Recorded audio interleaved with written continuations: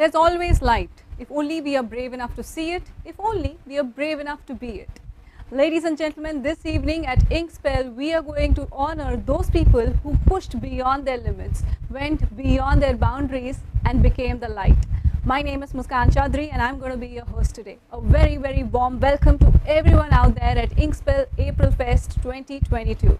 Today, Inkspell is hosting the 4th annual edition of vIdea, the Video Media Awards and Summit 2022, and the 2nd annual edition of Unlocked Awards 2022 in collaboration with the Global Trends Forum. With hashtag Vidya Awards 2022, the idea was to celebrate the excellence shown by creative professionals and marketers for the use cases of video marketing and bringing them to the center stage at a national forum with global exposure.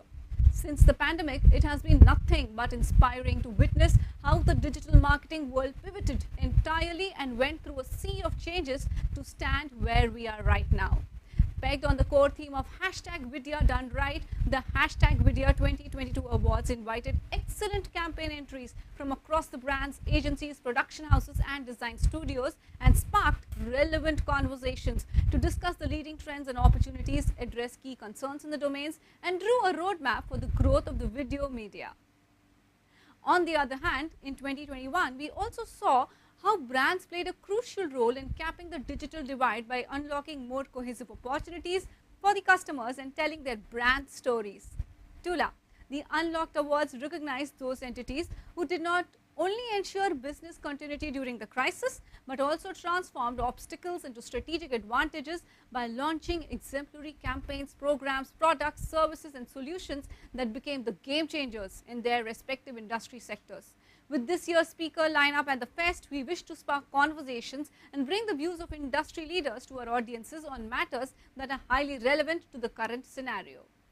I will now invite Ms. Chitra Surana of Inkspell, who will tell us more about Inkspell April Fest and this year's theme, and extend a warm welcome to all you guys on behalf of Inkspell.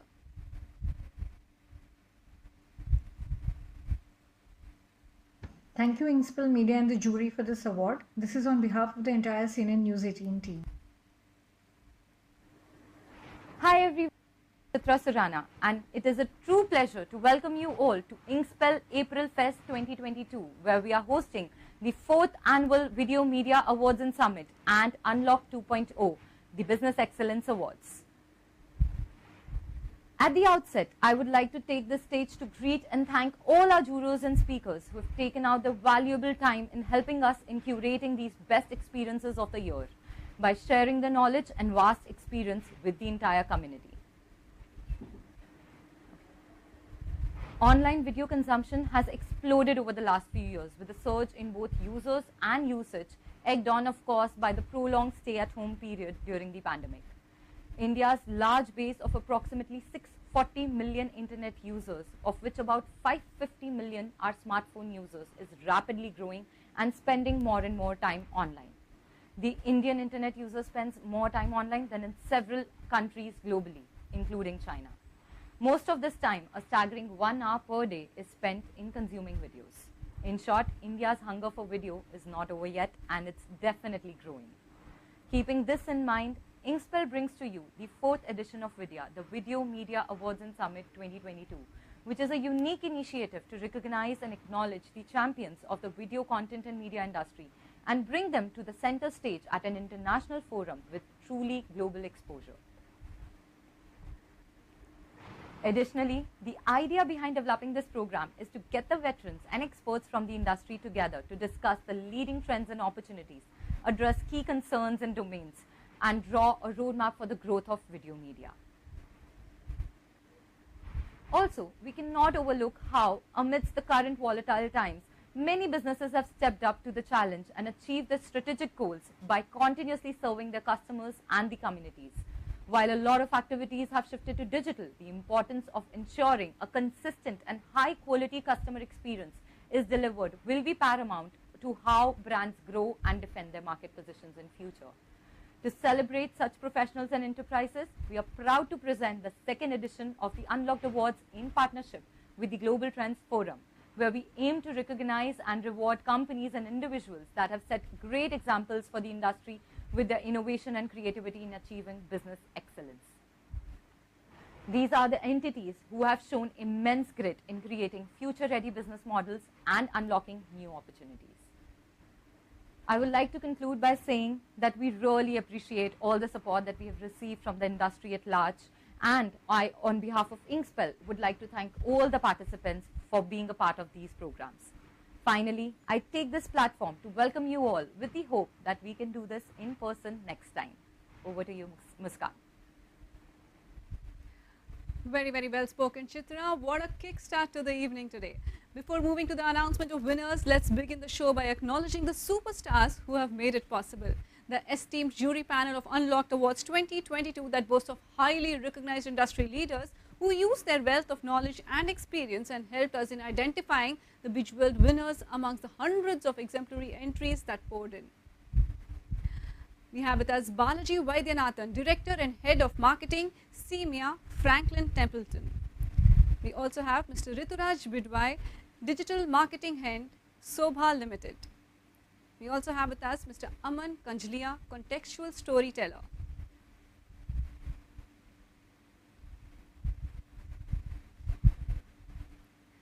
We have with us Mr. Anay Pathak, Advisory Consultant and CTO Ambassador, Dell Technologies. Mr. Imran Kadri, Head, Marketing and PR, Asia Emerging Markets, India Harley-Davidson Motor Company. Mr. Zubin Kutar, Head, Digital Marketing, Mahindra Holidays and Resorts. Mr. Sujan Roy, Head, SARC, International Operations, Ashok Leland. Mr. Raja Chakrabarti, Global Marketing Head, Male Grooming, Imami Limited. Mr. Ankur Das Gupta, Marketing Consultant and Coach. Mr. Amit Verma, VP, Head of Marketing and Growth, Rapido. Mr. Anil Kumar Singh, Head, SEO and Organic Growth, HT Digital Streams. Mr. Rishabh Mahendru, AVP, Client Servicing, Adlift. Ms. Piyali Das Gupta, Senior Vice President, Marketing, Columbia Pacific Communities. Ms. Archana Agarwal, VP, Marketing, Airtel. Ms. Nandita Khere, Principal Consultant, Rembrandt Consulting. Ms. Shruti Malani, Co-Founder, Betty by Century. Once again, a huge thanks to our dear jurors for their extremely valuable inputs in making this event a success. Now, before we begin with the announcement of winners, I would like to take this opportunity to tell you all about the upcoming events by Inkspell. The 6th annual edition of Inkspell Media's Masters of Modern Marketing Award and Conference, where marketing efforts are recognized at such a comprehensive level in India. Organized by Global Trends Forum and India Creative Industries Council, M-Cube Awards 2022 hosted the awards ceremony under 6 major categories, namely Special Awards, Content Marketing Awards, Sector Specific Awards, Traditional Marketing Awards, Digital Marketing Awards, and Leadership League.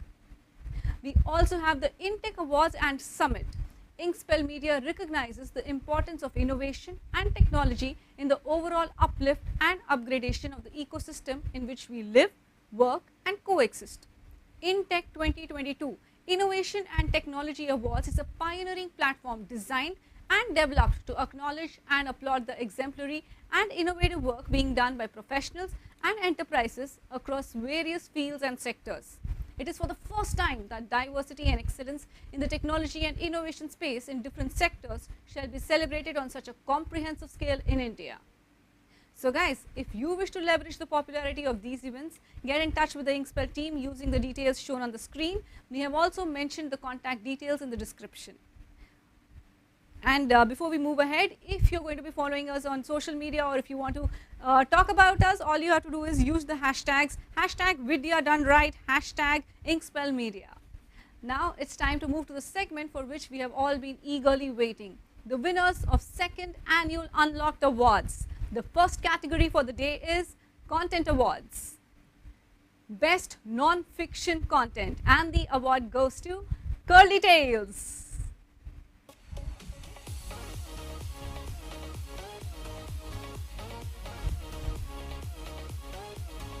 Hearty congratulations to the entire team of Curly Tales. Best Drama Content by an Entertainment.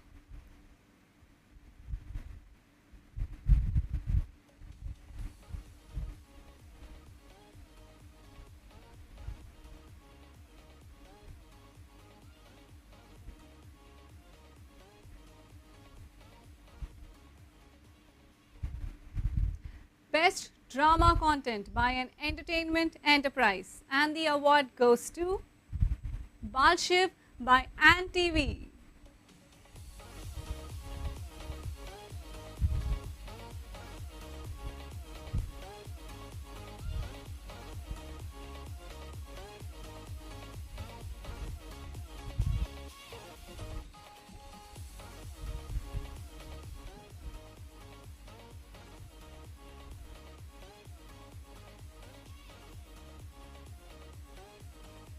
Hearty congratulations to the entire team. The next award this evening, Best Business Content by OEMs. The award goes to CNBC TV 18 India Business Hour.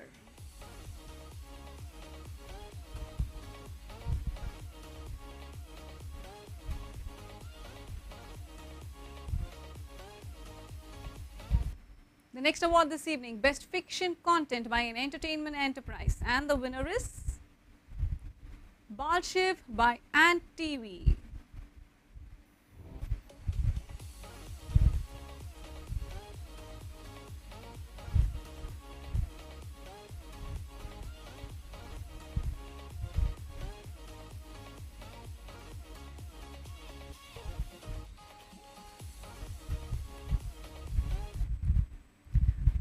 The next award this evening, Best Financial Content. Best Financial Content for a Financial Services Enterprise, and the award goes to Gift of Surety by Digital Refresh Networks for On-Surety Technologies.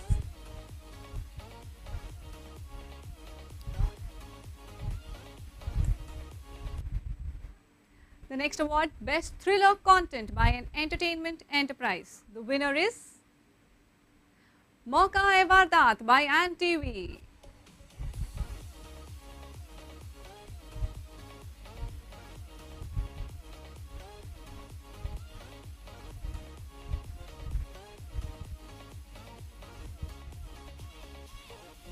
Many congratulations to the entire team. The next award this evening, Best Financial Content by OEMs, and the winner is CNBC TV 18 Business Centimeter.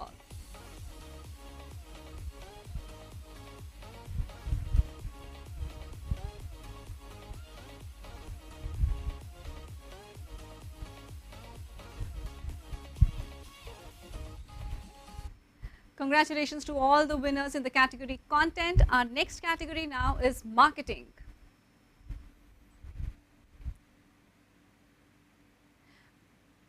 Best Low Budget Marketing Campaign for a Media Enterprise. Hashtag Don't Show Me Your Face by CNN News 18.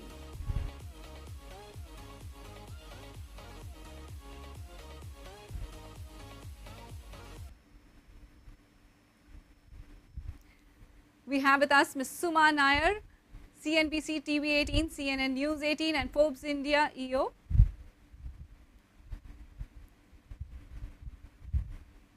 Thank you Inkspell Media and the jury for this award. This is on behalf of the entire CNN News 18 team.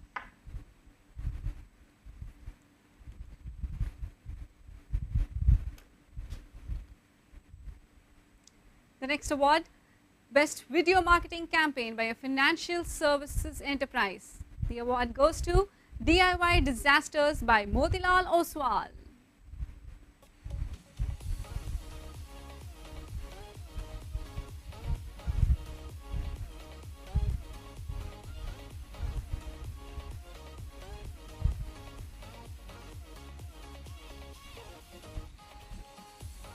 Hearty congratulations to the entire team. The next award this evening, Best Low Budget Marketing Campaign for FMCG Enterprise, and the winner is Back to School Anthem, ITC Classmate by WRM.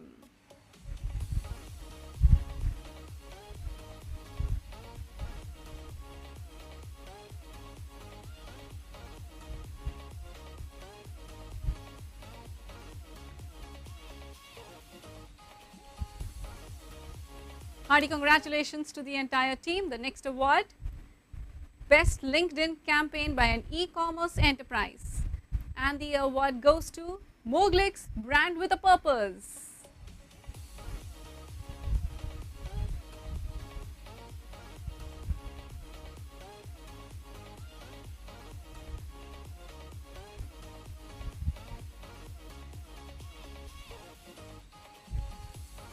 Congratulations to the entire team of Moglix. The next award this evening, Best Marketing Through a Healthcare Website or Blog. And the winner is Whisper India launches SEO-friendly website with 264% more organic clicks.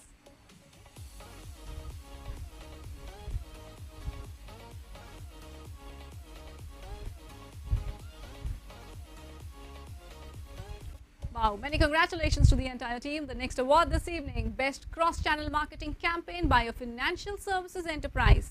It goes to DIY Disasters by Motilal Oswal.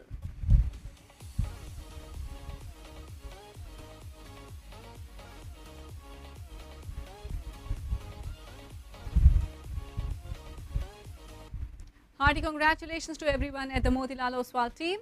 The next award this evening, Best Content Strategy for a Financial Services Enterprise. And the winner is HT Friday Finance by Aditya Birla Sun Life Mutual Fund.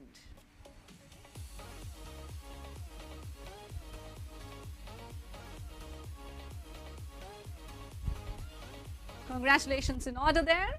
The next award this evening, Best Instagram Campaign by an Electronics Enterprise. It goes to Influencer Campaign for Samsung Galaxy S21 FE 5G.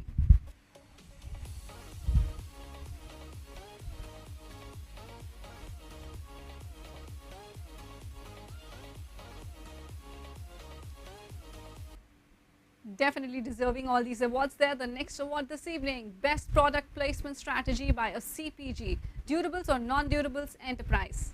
It goes to HT Neighbors Kitchen.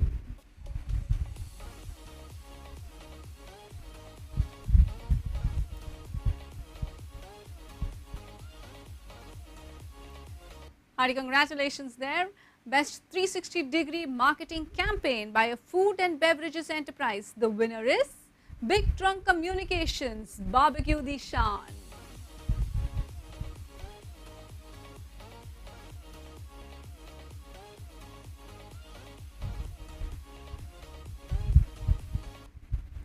Wow, moving on. Best PR campaign by an entertainment enterprise. And the winner is Bal Shiv by Ant TV.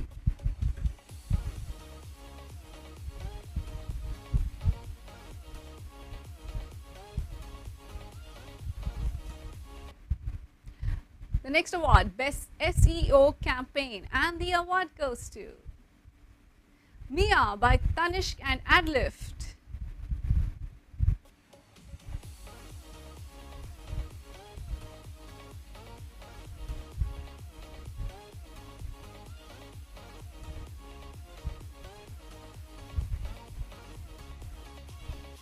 We move on to the next prestigious award, Best Instagram Campaign, and the winner is London Dairy by Alana Consumer Products by Spank.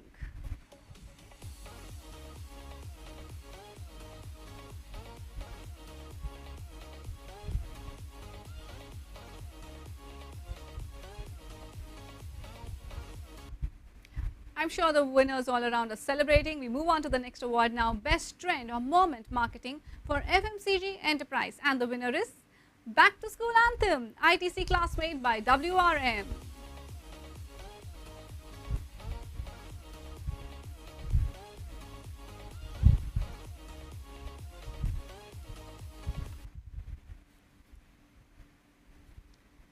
The next award, Best Integrated Digital Campaign for an Entertainment Enterprise. And the winner is D-Kids India Mini Series Mahasangram by Big Trunk Communications.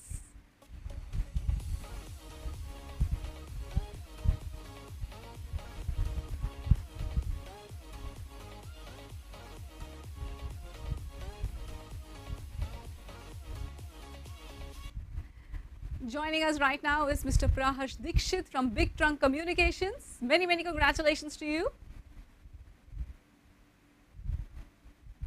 It's a gold, and not just one, but two golds. Working on the campaigns was challenging yet inspiring at the same time. We were able to achieve incredible reach and engagement for our clients. In fact, Discovery Kids became #1 channel in the category for the time period. Whereas on the other hand, Barbecue Nation's Barbecue the Shan garnered phenomenal response in terms of social interaction and conversions. I thank the distinguished jury who spotted the magic in our campaigns. Looking forward to make big happen again. Wow, many congratulations to you once again, Mr. Dikshit. We now move on, and before we move on, I'd like to remind you, if you want to tag us on social media, all you have to do is use the hashtags, hashtag Vidya done right, hashtag Inkspell Media, hashtag Unlock Excellence. The next award this evening, Best OOH Campaign by an Entertainment Enterprise, and the winner is और भाई क्या चल रहा है by Ant TV.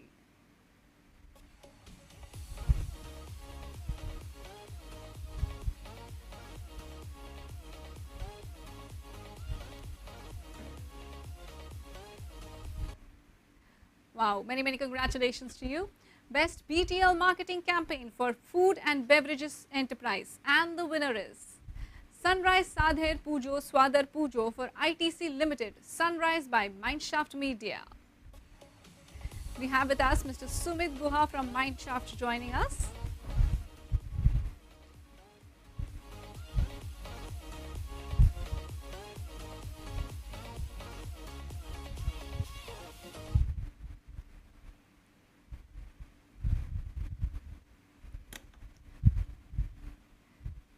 We have with us Mr. Sumit Guha from Mineshaft, who's just joining us. Many congratulations to you.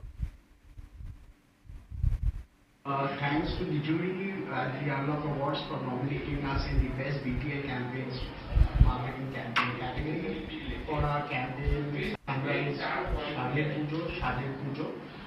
We would also like to thank ITC Limited Sunrise for giving us the opportunity to work on this project. It was a great feeling to bring smiles to the expat Bengalis living in Delhi and Bangalore during the biggest festival of Bengalis, that is Durga Puja.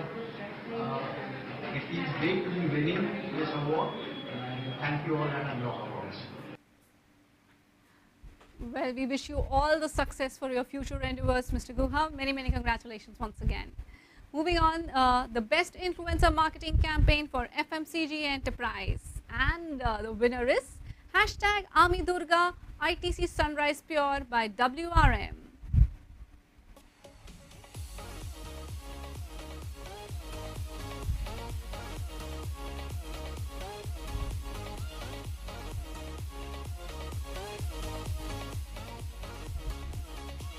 We move on to the next award, Best Brand Strategy by Fashion and Beauty. It goes to Kaya, Beautiful is You by Team Kaya and Team Schwang.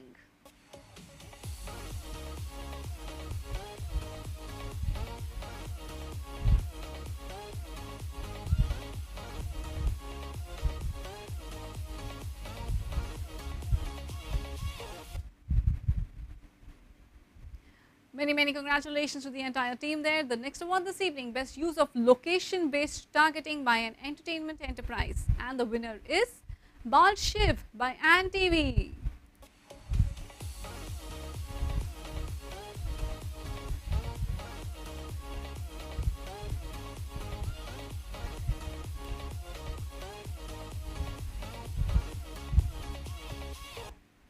Hearty congratulations to the entire team. The next award this evening, Best Display Marketing in Digital. And the winner is Fast Track Smartwatches by AdLift.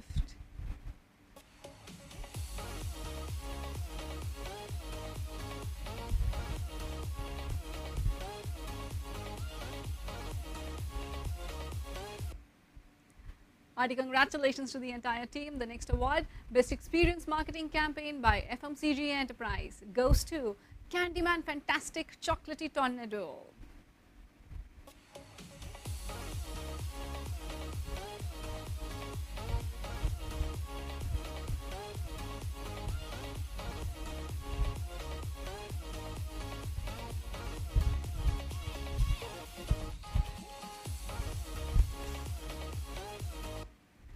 We have with us Ms. Arundhati Dhar, ITC Limited, joining us right now.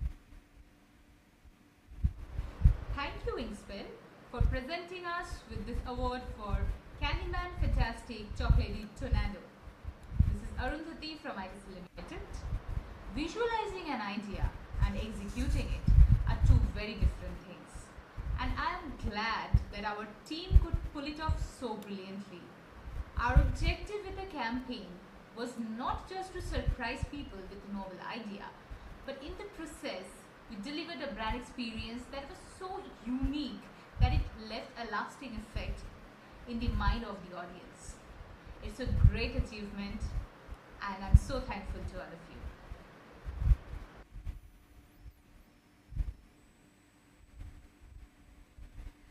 Indeed, with content springing up from almost everywhere in the world, it's become even more difficult to make an impact. Very, very well spoken, Mr. Dhar, and wishing you all the very best for your future endeavors.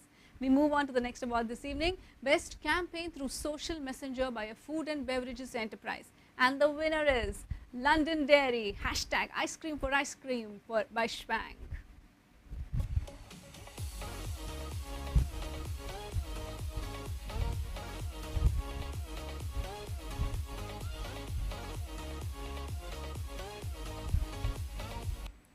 I'm sure everybody wants to just go grab ice cream in the middle of summer heat right now, but please stay tuned with us and yeah, grab an ice cream but come right back.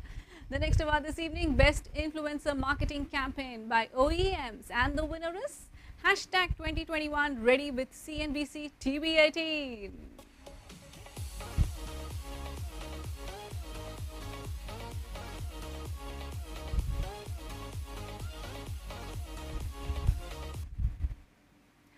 Hearty congratulations to the entire team. The next award this evening, Best Brand Strategy for FMCG and Enterprise, and the winner is Anubandham for Tenali Double Horse by Maxmen.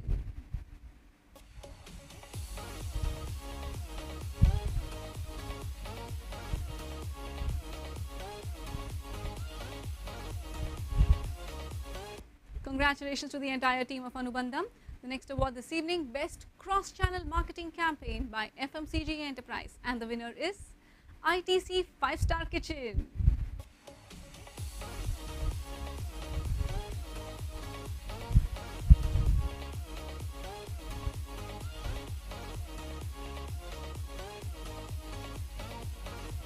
I'm sure everybody at ITC 5-Star Kitchen is celebrating at the moment. The next award this evening, Best Twitter Campaign by OEMs. It goes to hashtag 2021 ready with CNBC TV18.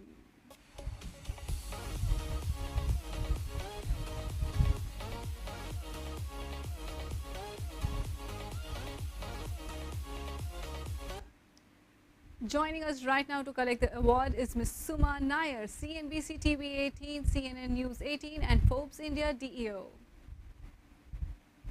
4 gold awards at the Unlocked Awards 2021. Indeed a great start to the new financial year. We here at CNBC TV 18 are thankful to the jury and to Inkspell Media for this recognition. Thanks a lot. Thank you so much, Ms. Nair, for being here with us this evening, and many, many congratulations once again. The next award, Best Print Campaign, Daily or Magazine by an Entertainment Enterprise. And the winner is Bal Shiv by Ann TV.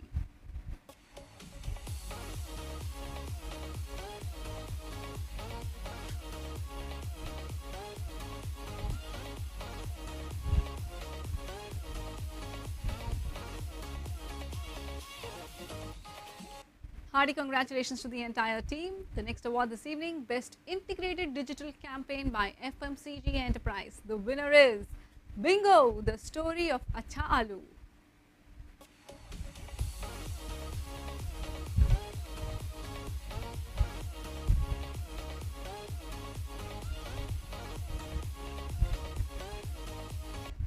Many congratulations to the entire team of Bingo, the story of Acha Aloo. The next award this evening, Best Brand Strategy for a Food and Beverages Enterprise. The winner is Sunrise Aajkar Annapurna for ITC Limited, Sunrise by Mindshaft Media.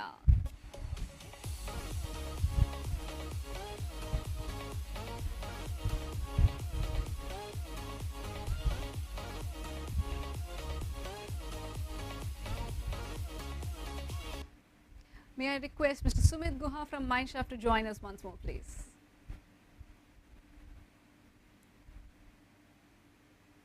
Big thank you to the Unlock Awards for nominating us in the category of Best Brand Strategy for our campaign Sunrise Aajkar Annapurna. We would also like to thank ITC Limited Sunrise for giving us the opportunity to work on this great campaign. this award this year. Thank you all and wish all the best to Unlock Awards. Thank you so much for joining us, sir. The next award this evening, Best Performance Driven Campaign, and the winner is Fast Track Smartwatches by Adlift.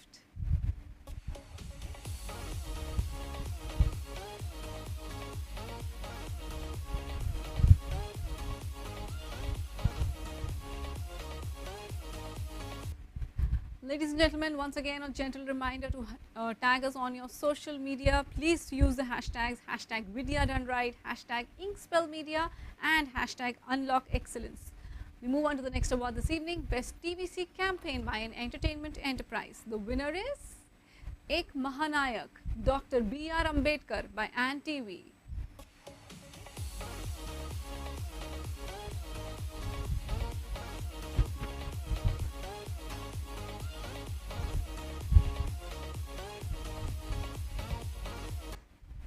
The next award this evening, Best Technology-Led Marketing Campaign. The winner is Cadbury.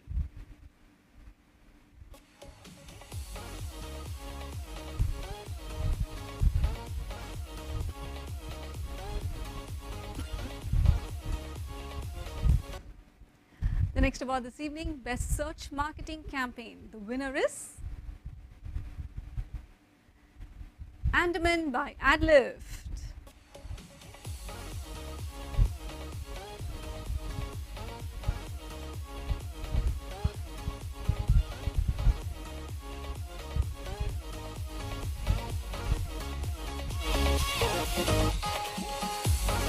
Many congratulations to the entire team. The next award this evening is Best Integrated Digital Campaign for a Healthcare Enterprise, and the winner is Happy Doctors Day Really by Manipal Hospitals and Social Panga.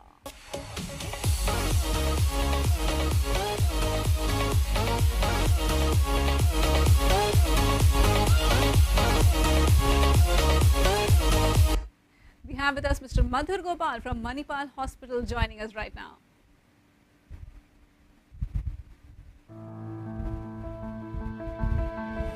Hi everyone, and thank you Unlocked Awards for recognizing Manipal in the Best Integrated Digital Campaign category. This campaign we created during the pandemic, which we all know, and what doctors contributed to this, that time. And we also observed violence against doctor during that time, and that was the reason we came out with this campaign, Doctors Day Really. This real-time issue echoed very well with the medical community as well as with the general consumers, and I thank Manipal team and Social Panga team and congratulate all the team members who have worked on this campaign. This campaign came out beautifully. It went viral significantly and we saw more than 10 million people connecting digitally. So thank you once again.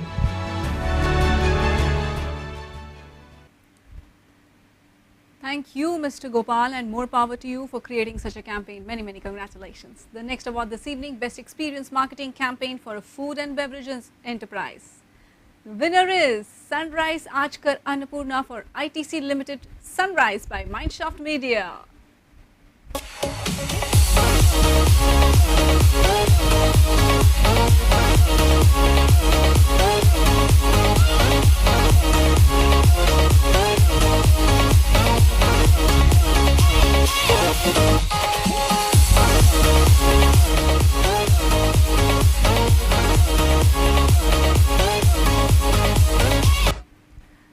Our next category this evening is website or app.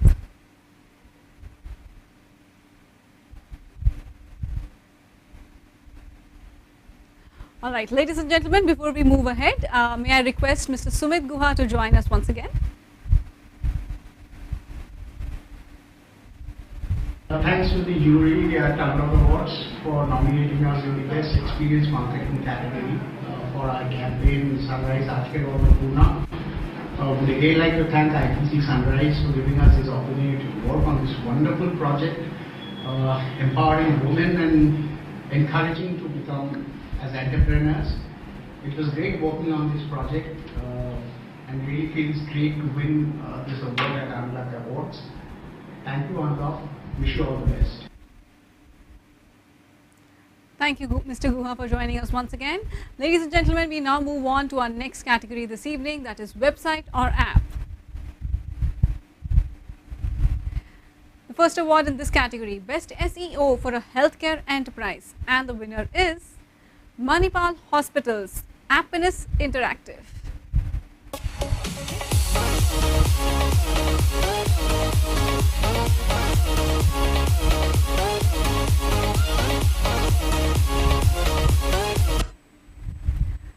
We have Mr. Madhur Gopal from Manipal Hospital joining us right now.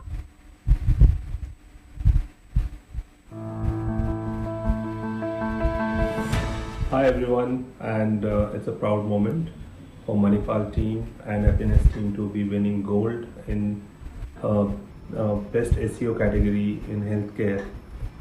In healthcare, content plays a very critical role. We have around 4,000 keywords on which we have optimized our website, and we have seen a good response to the hyper localized SEO efforts what we have put in, and the regional content what is kind of critical for many people who are coming from the local markets to our hospitals.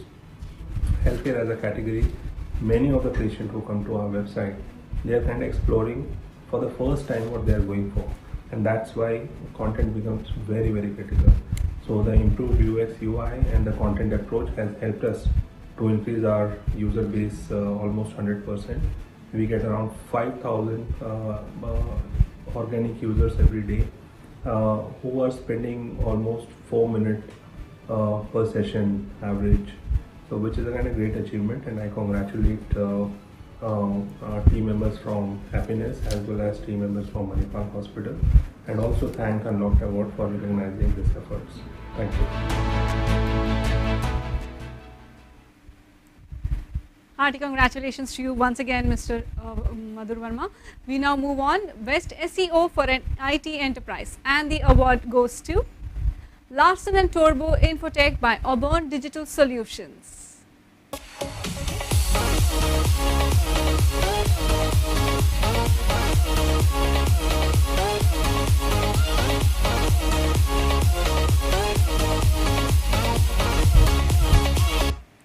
We have with us Mr. Harsh S. Kedia from Auburn Digital Solutions joining us right now.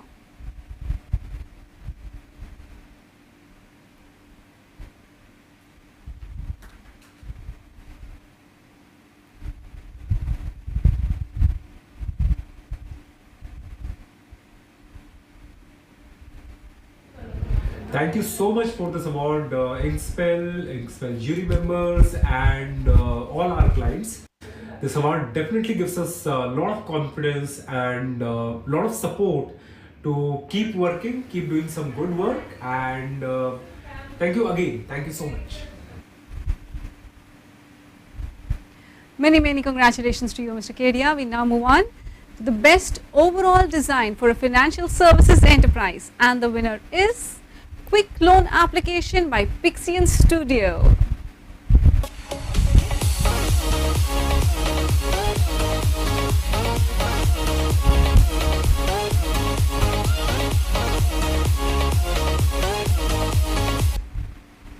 Many congratulations to the entire team. The next award this evening, Best Innovation by a Financial Services Enterprise, and the winner is ICICI Lombard IL Take Care app.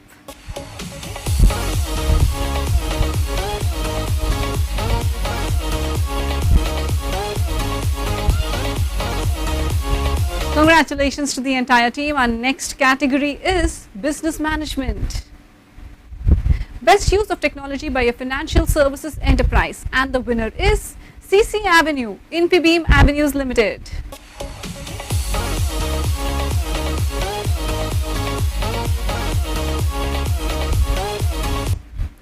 The next award this evening, Best Business Strategy in Professional Services, and the winner is News Broadcasters Federation.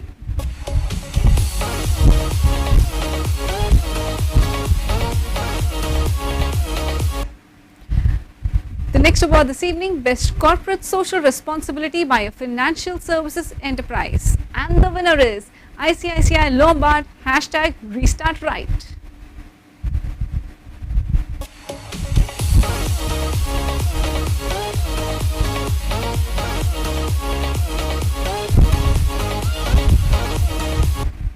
The next award this evening, Best Customer Service in Telecommunications, and the award goes to Tata Tele Business Services.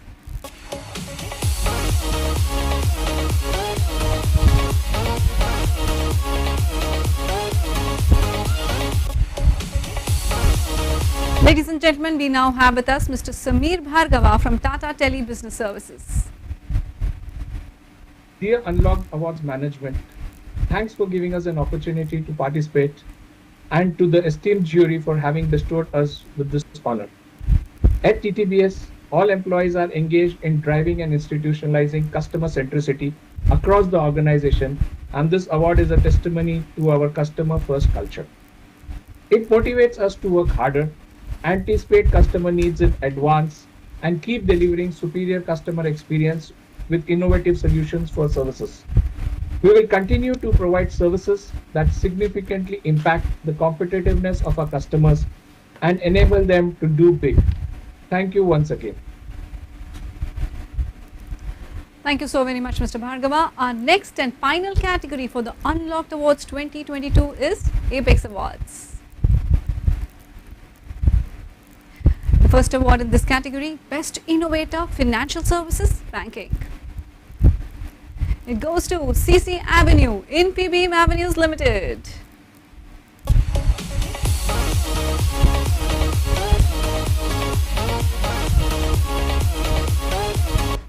Hearty congratulations to the entire team. The next award this evening, Best Woman Digital Person in FMCG Enterprises. And the winner is Ms. Arundhati Dhar, ITC Limited.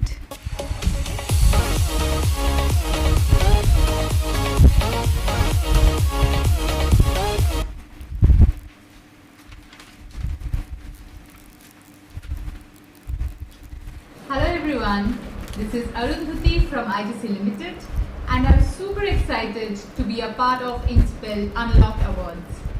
Winning an award is overwhelming, and I'm indeed elated and honored to be awarded as the Best Woman Digital Person in FMCG Enterprise. Thank you so much.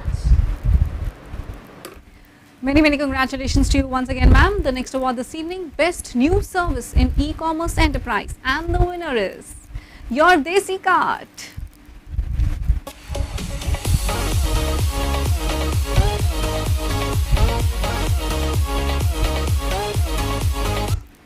We have the team, Your Desi Cart, joining us right now. हाय, सबको thank you है ये award के लिए। ये हमारा पहला award है युवा देसी का, इसके लिए सब दिल से धन्यवाद बोलना चाहती हूँ। बहुत बहुत शुक्रिया। Me and my mom, we started this back in 2020 during pandemic times, and thank you so much for showing so much love and affection towards Your Desi Cart. It means a lot. The award means a lot to us. It means that, you know, we should not stop here and we should take this to the next level.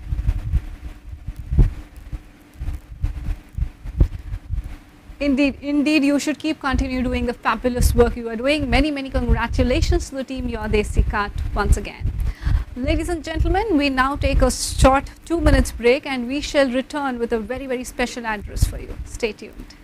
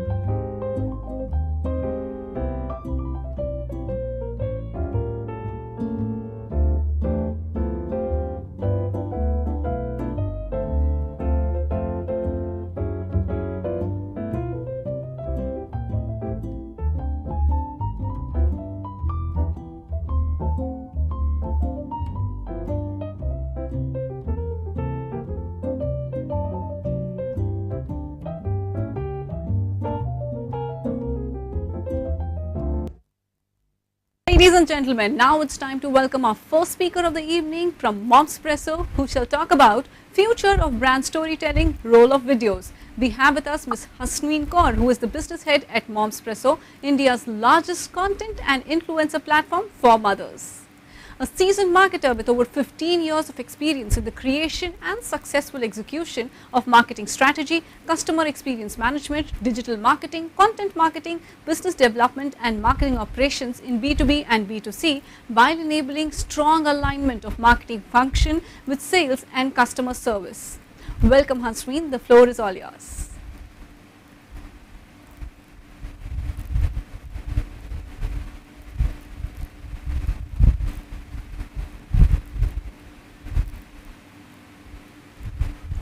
Hi team, thank you so much for having me here. It's a pleasure to be here today.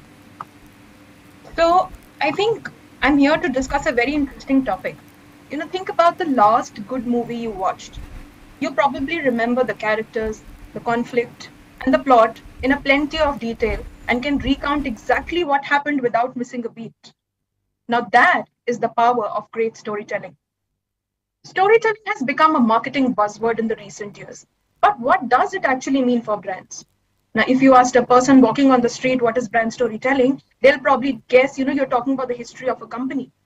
But the brand story is not just about the company's history. It's the product, it's the philosophy, the process, the people, and a lot more. It is actually about revealing the essence of the business and adding depth and character to encourage people to identify with the brand and its values. Now, brand storytelling, we all know, is a proven method for relating to the customers on a more personal level. When a brand starts telling its story, its purpose, its values, and how it will benefit others, people realize that they'll share the same beliefs, same aspirations as the brand. And with this connection, they are eager to find out more about the brand, more about the products of the brand. Now, brand storytelling can happen through a lot of mediums, such as blog posts, static posts, pictures, etc. But in today's world, video is the most powerful tool to tell great brand stories. The combination of music, movement, visuals in a video engages people on a very deeper level than the simpler mediums such as audio or text alone. Let me give you an example of one of the biggest credit card companies. For a while, they were sending direct mailers to their client base and, were getting the normal industry standard CTRs. They decided to do one small change in the mailers that they were sending. And that change was adding motion to the header, which meant that instead of a static image on the top, they had a video. Their CTRs jumped up by 4 times. Video advertising has the highest CTR of all digital format advertising, and consumers are much more likely to click on a video than static banner ads. I'll give you another example of a campaign that we're doing by one of India's leading FMCG brands. There again, initially we were running static banners and we changed, we started adding animation to those videos and we saw how our CTRs jumped up. So that is what the power of visual motion is. That is what the power of a video is. Video is a powerful way to form relationship with the audience through a strong emotional connection. And that is because video is a medium, that our brain is hardwired to respond to. Now, in addition to being visually stimulating, video also elicits a strong emotional response from the viewers, thanks to the scientific phenomenon of emotional contagion. When the audience starts viewing a video or they watch a story, their emotions actually start to mirror what they see on the screen. Video has a singular ability to carry stories through all sorts of challenges and across boundaries. The device that we use the most in our hands, our mobile phone. This is the most amenable device to all videos as against text. Most of us spend our weekends binge watching on the various OTT platforms. That's video content. And what keeps us hooked to that video content is the story. So that's the power of storytelling again. And there's enough and more data that shows that videos are here to stay. And there's a long way to go in terms of single format, which appeals to the audiences. There are over 4 billion video views on Facebook each day and over 30 million daily active users on YouTube. The stats say it all. If a brand wants to compete in the dynamic brand storytelling game, they need a video. Now let us understand how do we use videos to ace brand storytelling. Now at Momspresso, we have our in-house video production team by the name of Momspresso Studios, and we create over 40 plus formats of videos for brands. And I'm sharing some of our best practices which can help brands leverage videos to connect with their target audiences. First and foremost, idea development. It's important to crack the idea, and there is a certain science behind it. By understanding what the people are consuming, what is the content that they would like to consume. We have our own proprietary content science model that we follow. There are some tools, which help us ascertain the content pegs. For example, while a bus sumo would tell us what's trending on social, a tube buddy would help us understand what people are searching for or watching on YouTube. Plus, it's also important to take into consideration, what is the medium for which the video is being made, and therefore what format does one need to deliver the message. So while for Instagram, one would prefer a short, snackable, less than 1 minute kind of content, YouTube can be longer because people there are coming with a search intent. Also, where will the product window be?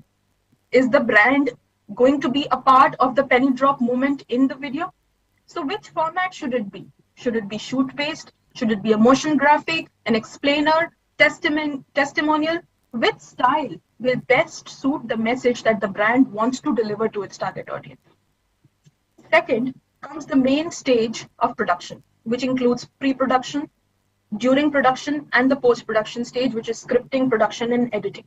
Now, this is where one will put into motion all the groundwork that it will take to make the video with a good eye, attention to detail, and a whole lot of thoughtful planning from the previous step. One can create special videos with very little stress in the production phase. The third important step is to disseminate the video. Now, from the first stage, one has already determined which platform is this video meant for, and that's how the video was created. Now, in this step, one leverages that platform to seed the video. At Momspresso, apart from our social media handles, we've realized that given the age that the consumers are more aware and connected, we have started leveraging consumers to be at the forefront of delivering brand messages. We've got something called word of mouth activation, in which we leverage these consumers in a big way to help seed the brand message reach out effectively to their target audience. The fourth and the final step is measurement. How you measure, how you ascertain how well your video did. Some of the measurement metrics that are available easily are the VTRs, the view-through rates, the quartile reports, which tell you how long have the people viewed the videos, the engagement metrics, likes, shares, comments, etc. So I think broadly, this is how the video journey pans out for a brand.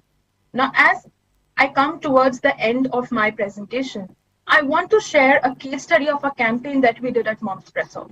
Where right from capturing the insight which came on our platform to creating a whole narrative around that, building a strong script around that, the production of the video, the dissemination of the video, the measurement, everything was done by us.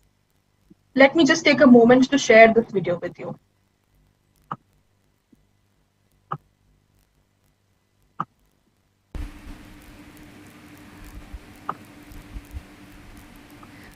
Ma'am, you wanted to share a video? Yes, please. Can I play this? Yes, please go ahead. Thanks.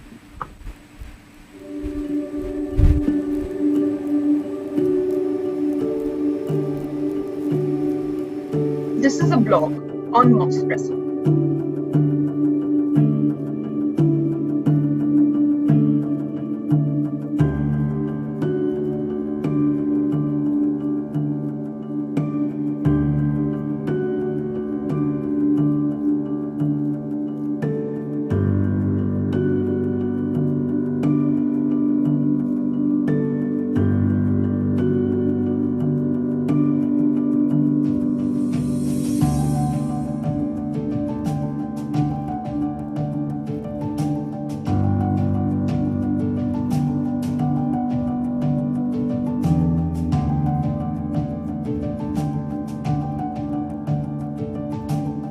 Sunday के दिन में कोई काम करता है क्या यार?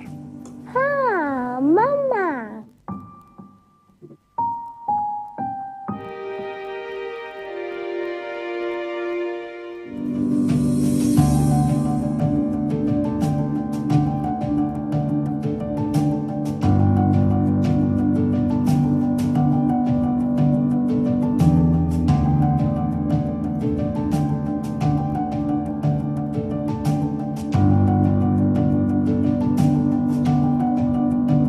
पूरे घर की मरम्मत करने में बस जीवन ये बीत जाए कि मेरा संडे कहाँ है।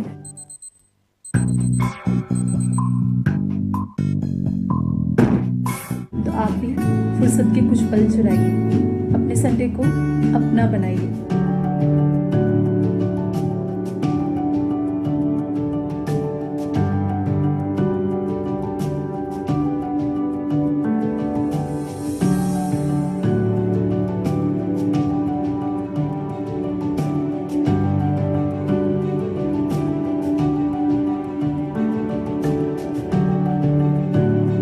From the very inception, our thought has been how can we stand out in the market and really make life easier for this superhuman being, which is the mother at home. And really, we couldn't have got a better thought than what Nandita put together. It really was so close to where we want to be as a brand, and it really stood out to us. So there was, as soon as we read the blog, I think Prasanjit and I decided that this is something that we need to support.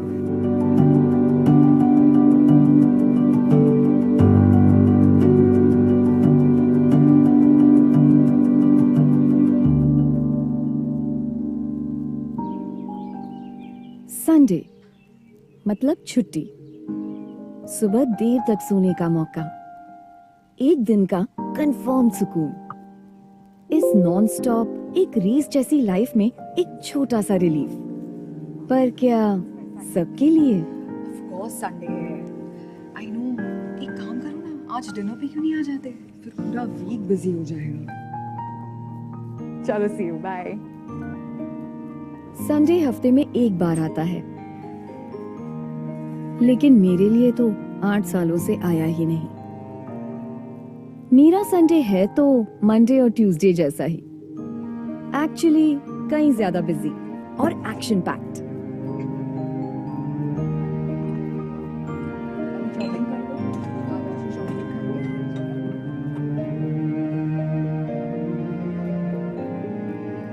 माँ होना border पर posted armed forces की तरह ही तो होता है, always alert.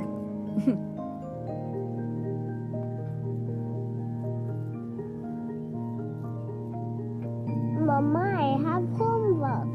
I have to make a duck. पहले अपना फूड फिनिश करो, उसके बाद होमवर्क। बस just give me an hour यार, मैं पहुंच रहा हूं वहां पे। Bye. Okay. What a lovely spread. Papa, where are you going? I am going to office बेटा। किसका फोन था? ऑफिस से एक क्राइसिस सॉल्व करने जा रहा हूँ अपना संडे खराब करके। सोचा था आराम से सोऊंगा, संडे के दिन भी कोई काम करता है क्या यार? हाँ, मम्मा।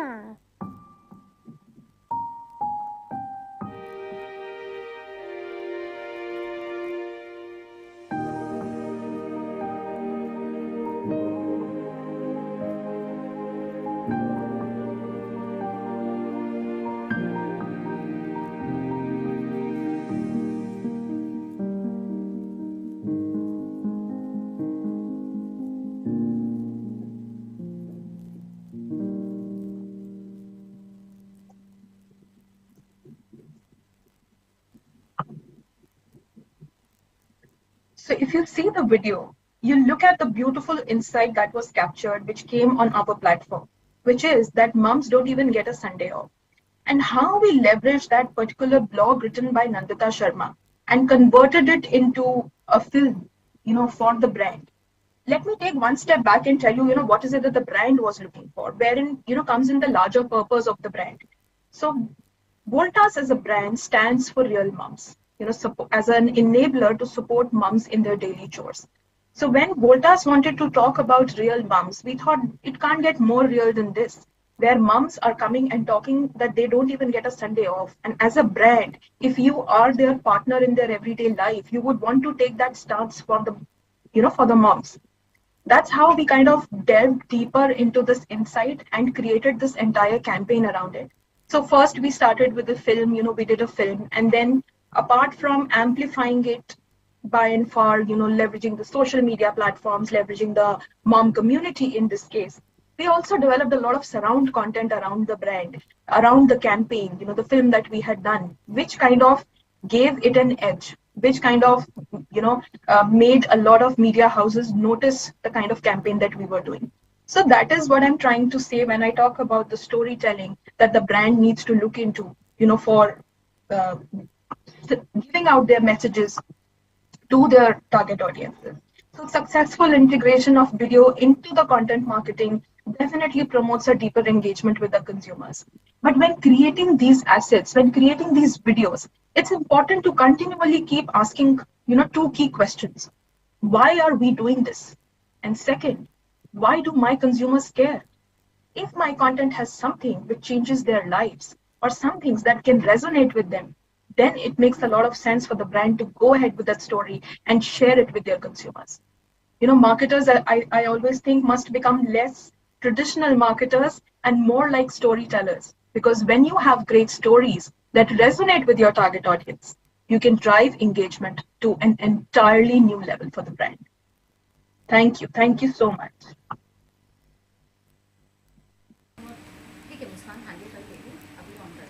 Thank you. Thank you so very much, ma'am. You really showed us that how we can take a small idea, give it the depth it deserves, and make it a big film, and that can reach millions all across the world. Thank you so much for being here this evening. Thank you. It was my pleasure to be here. Thanks. We now move on to our next segment, vIdea 2022, the Video Media Awards and Summit. We will begin the announcement of winners shortly, but before that, let's acknowledge the immense support and guidance given by the esteemed panel of jurors. Thank you for your valuable time. First, we have with us Mr. Aman Dhal, founder, Comps Credible. Mr. Aman Kanchlia, contextual storyteller. Mr. Amit Verma, VP, Head of Marketing and Growth, Rapido.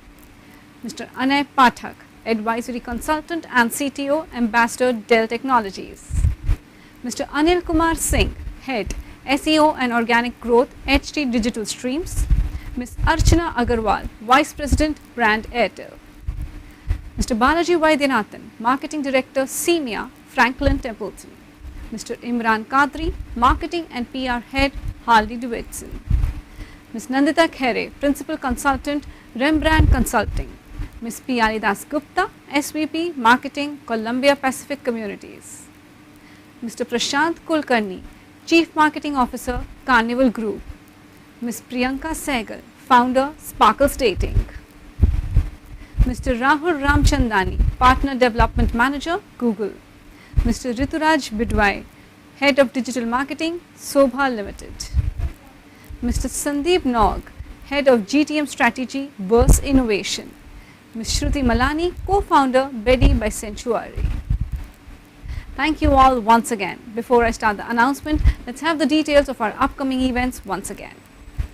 6th Annual Masters of Modern Marketing, M-Cube Awards and Conference, and 4th Annual Innovation and Technology InTech Awards and Summit. Don't forget to note down the details that are shown on your screen. Entries are open until May. Make sure to check out the categories on our website.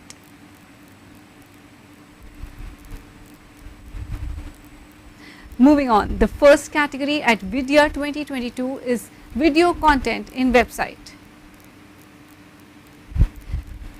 Best video content in a consumer electronics blog or website. It goes to Havells.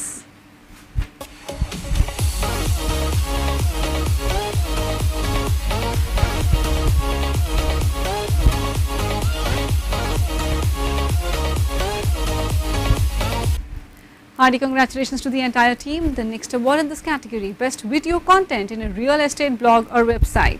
And the winner is 99acres.com, India's #1 property portal.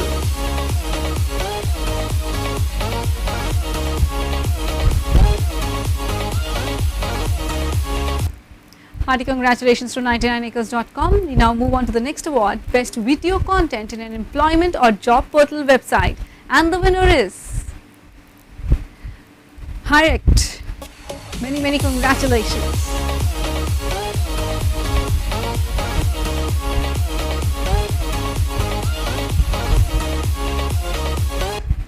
The next award this evening, Best Video Content in a Healthcare Fitness Blog Website. And the award goes to Healthify Me.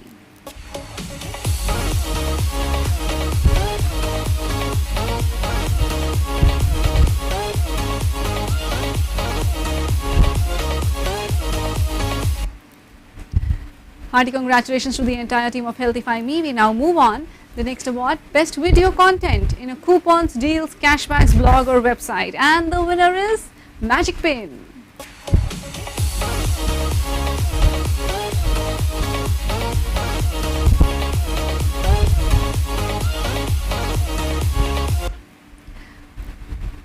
Best Video Content in a Financial Services, Banking, Blog or Website. And the winner is Standard Chartered.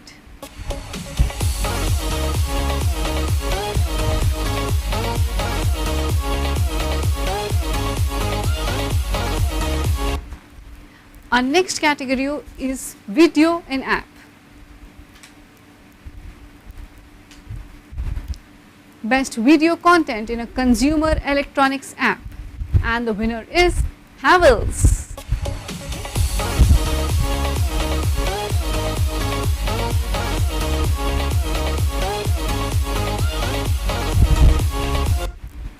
The next award this evening, Best Video Content in a Coupons or Deals or Cashbacks app. And the winner is Magic Pin.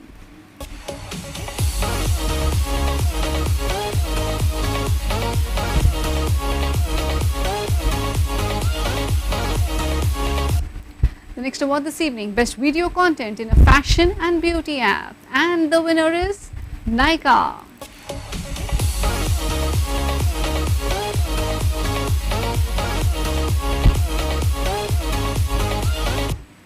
The next award this evening, Best Video Content in a Media or Entertainment app. And the winner is Book My Show.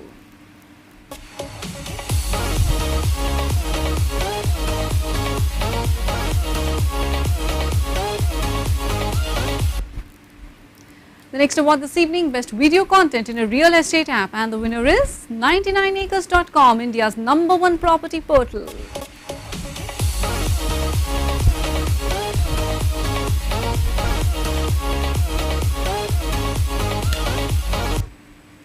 Best Video Content in a Shopping app. And the winner is Myntra.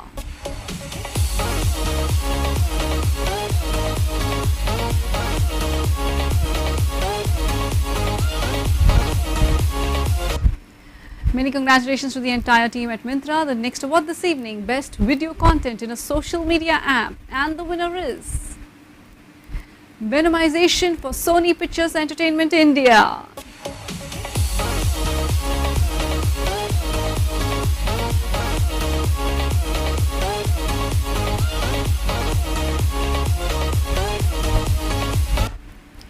Ladies and gentlemen, a hearty congratulations to all the winners so far. लेकिन जैसे वो कहते हैं picture अभी बाकी है मेरे दोस्त. We'll take a short break here and we'll return with more awards and more beautiful sessions.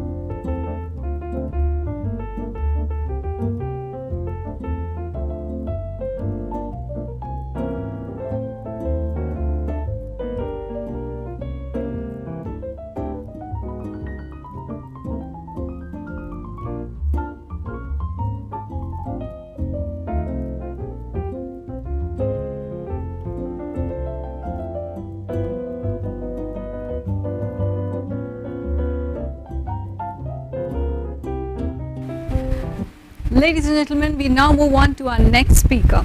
He will share some insights on power of short and simple messaging in video ad formats. Let's welcome Mr. Jitendra Hirawat of Socheers Films. Having accumulated experience in several aspects of advertising and filmmaking over the last 14 years, Mr. Jitendra has a unique understanding of the industry and the client needs. He is an innovative thinker who readily adapts to any situation, which has regularly contributed significantly in producing impactful, result-oriented campaigns. Moreover, he believes in bringing together a team where everyone is responsible and credited for their part in the process, leading to a more creative, productive and harmonious output, resulting in measurable growth for the specific project and the company at large. Currently, he is the director at Socheers. Welcome, Mr. Jitendra. Over to you. Hi, thank you so much for the lovely introduction.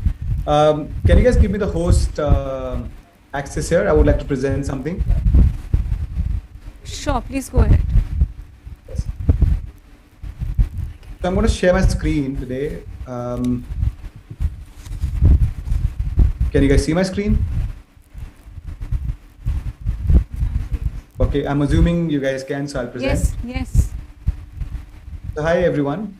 Welcome to this lovely evening. I've put in a small presentation to you all. So that's my name, Jitendra Hirawat, not the one that you're seeing right now because I was having some technical difficulties, so I had to borrow the laptop of one of my colleagues. So that's my name. This is how I look in pictures. You guys are seeing how I look in video. This is my designation. A little bit about me. I've been actually breeding, or I've been part of the advertising industry for the last 14 years, where I've sort of done everything. I've acted in ads, I've written ads, produced ads, directed few ads, created campaigns. Yeah, so my current role is that I head the films division at Socheers. We are a digital first marketing agency. So that's my current role. And today, the topic that I have to discuss or I have to talk about is the power of short and simple messaging in video ad formats. I learned this thing very early because, back in the days, way before digital, ads would be 30 seconds, 40 seconds, right? You didn't have the luxury of, say, like a 5-minute or a 4-minute, or where you could build up things, build up emotions and then talk about ads. So the messaging was very quick, right? Even in today's time, when there are unskippable YouTube ads or ads that you bought for IPL, where the duration is very short, how do you make a crisp 20 to 30 second ad, which has a simple yet powerful? By powerful, I don't mean necessarily, something that sort of stirs your soul. No, but what it does for your brand, right? So I actually sort of believe that if you can convey, like your ads or a brand's core message in a short, say a 20-30 second time, and yet make the messaging very simple, very sort of engaging yet simple and not too meta, I think you have a winner in your hand. All great ads, right, have had this simple sort of philosophy. Today I'm actually also going to discuss something that we created recently and something that has inspired me of late.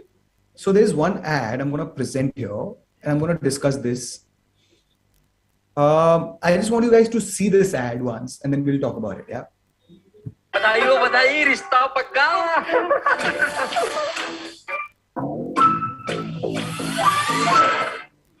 Furniture shopping और शादी में तो time है, लेकिन furniture खरीदने का time तो अभी है। जब गोदरेज इंटीरियर का ग्रेट इंडियन फर्नीचर फेस्ट है अभी, तो देर किस बात की?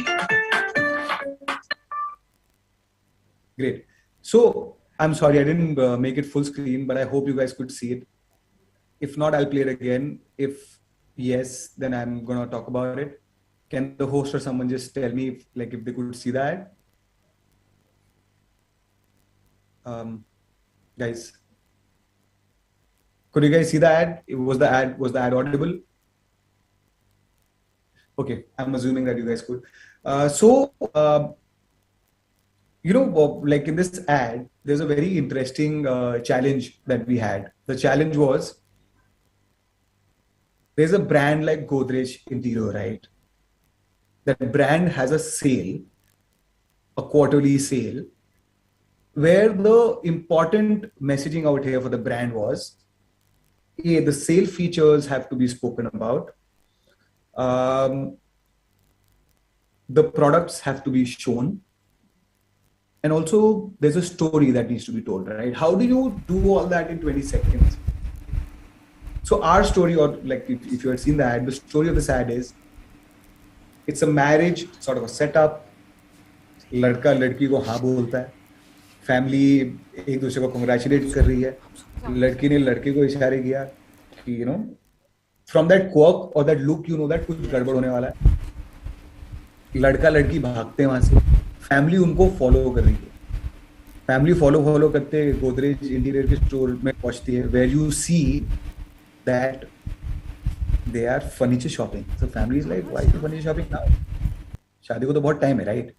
So these guys like, शादी को तो टाइम है, but फर्नीचर खरीदने का टाइम तो अभी है.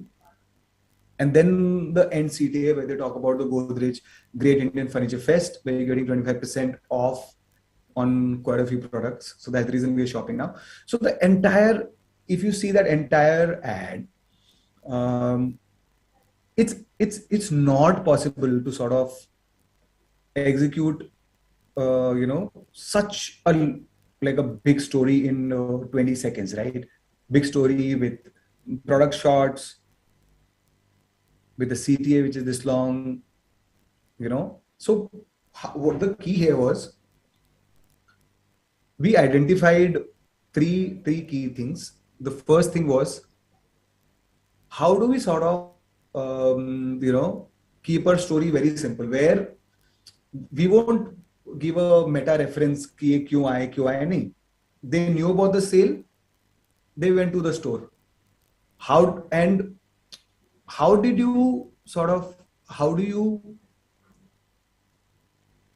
establish that the family is following them, family has shifted locations? So in our writing, what we did was, we sort of gave a transition where family is saying that the locations is changing. So this sort of a transition or a reference, probably I haven't seen it, others doing it. So that was a big win for us. And also the fact that, see, you can't just talk about the fact that, hey, so-and-so brand has so-and-so sale, just come to the store, get your, whatever you want to buy, you have an off there. So the moment you just talk about the brand, and the brand is very direct, then it becomes very boring, right? So to engage the audience, or to engage the people who are watching it, we sort of gave it a twist. We sort of decided that कि हम ये दिखाएंगे कि एक normal सा setup है where family is talking to each other, everything is fine, everything is great, right? They all sort of having a moment, and then all of a sudden there's a twist where the girls imagine you are getting married, your family is happy, and you run away. You run away from your marriage because the families don't agree, right? So in this case, the first sort of thing that hampers the brain is, family has agreed, why have they run away, right? So that, for me, or as an audience, this can be a hook point, right? Yeah, kyun bhage? Let's see. And that's when you bring in the product, where, of course, you're selling the sale, right? But also you're making something which is engaging. So this was the thought behind this. Short message, simple message, yet when you see it in totality, it's very engaging and hooking, right? Another sort of brand that does a lot of these kind of campaigns, and I'm sure you guys have seen it, is Swiggy. When a Swiggy talks about, like a short 20-second ad, their messages or their messaging is so direct, yet it's so engaging, it's so interesting because you relate to it. if you can crack a relatability content, a content which is relatable to you, like in this case, you know that most of the guys or most of the people from the most of the people who are boomers, they have this sort of they have passed the prime of their health, right? So they will be suffering from some kind of ailment, so that restricts them from eating whatever they want to.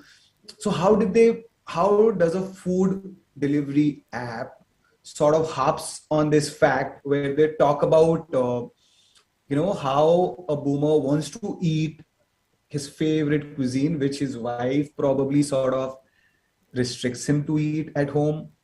And how did the makers of this ad crack this thought that, see, these guys are going to come, Swiggy को आप बोलोगे तो time से आएंगे, और Swiggy में आप एक मिनिमम ऑर्डर भी मंगा सकते हो. So you've ordered, you've eaten, and you've gone inside, nobody even comes to know. So the happiness of his face is very clear. I'll just play this ad quickly. He's looking for a single.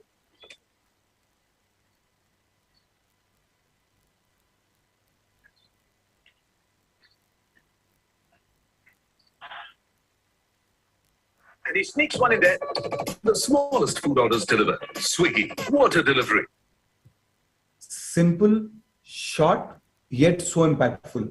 Cricket ke time pe they released, where you are actually sort of experiencing cricket matches in the commentary that they're using, experiencing the product USPs where there's no minimum order, we deliver quickly, and it's very relatable, right? So I think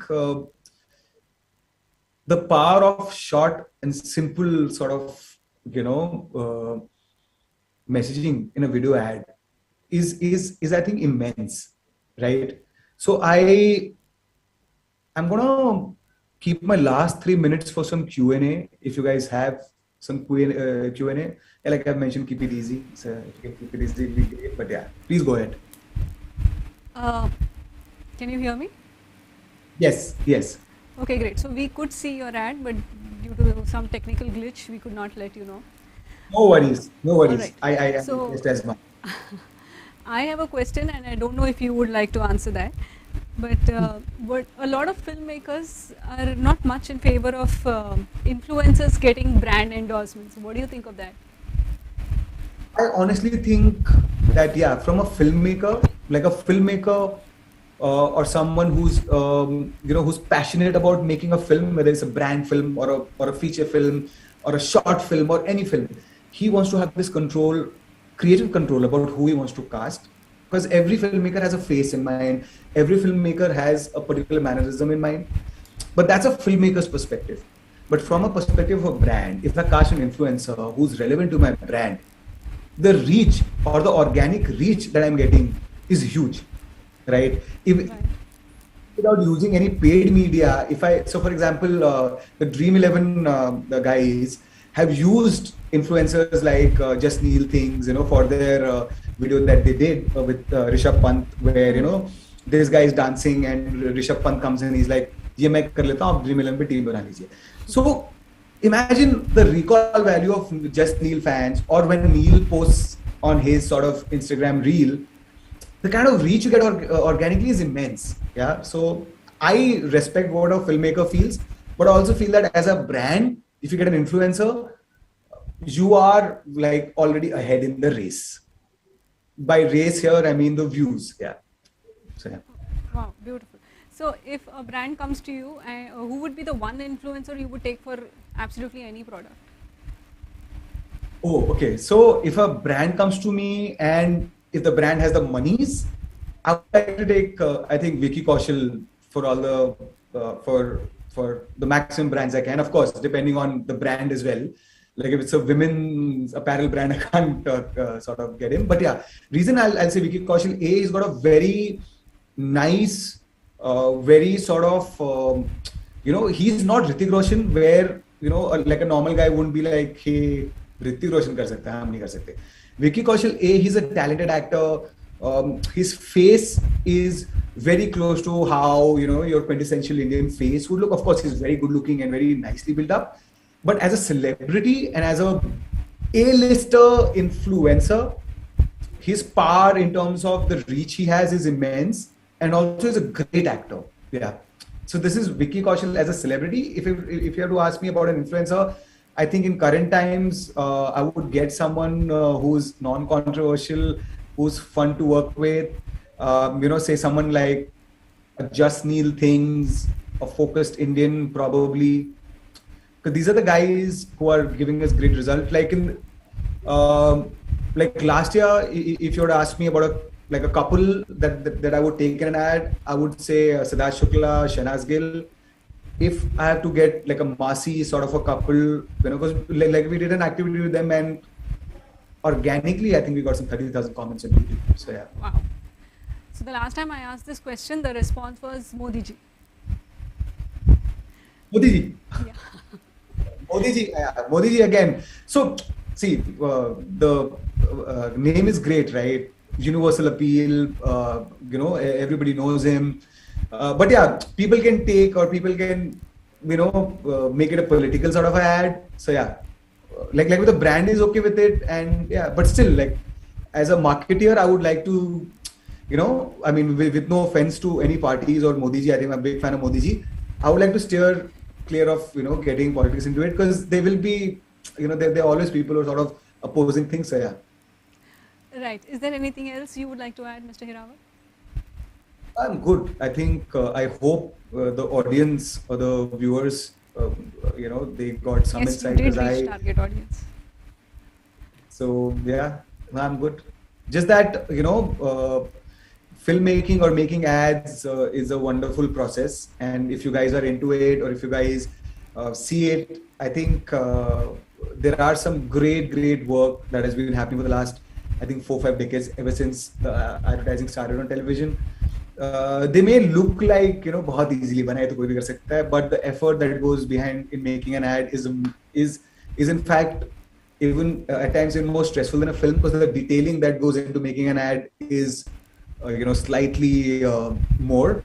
So yeah, when you see an ad, even if you don't like it, मत देखिए, but yeah, effort थोड़ा बहुत अगर अच्छा ad बना तो effort लगता है. Yeah. Right, absolutely. Thank you so much. This was definitely enlightening. Thank you. Thank you so much. Thank you so much, Inkspell, vIdea Awards. Thank you. Thank you. Bye-bye. We now move on to the next set of awards. We have the Video Marketing Awards, Media Specific Offline. Best Video Content in a TVC Campaign, and the award goes to Right Time to Buy Furniture for Godrej Interior by Socheers.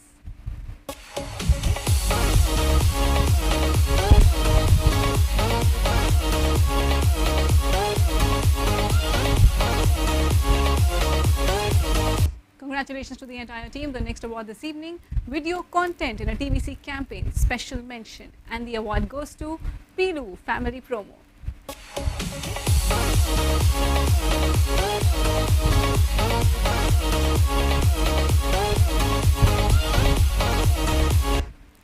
The next award this evening, Best Video Content in a 360-degree campaign, and the winner is Zee Bangla Cinema Originals, Ojo Premur Good.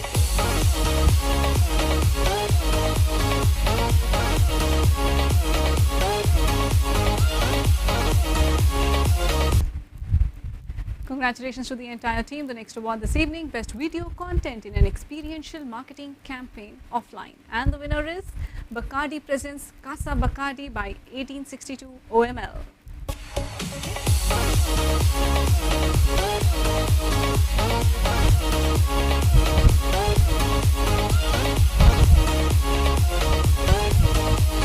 Next award this evening,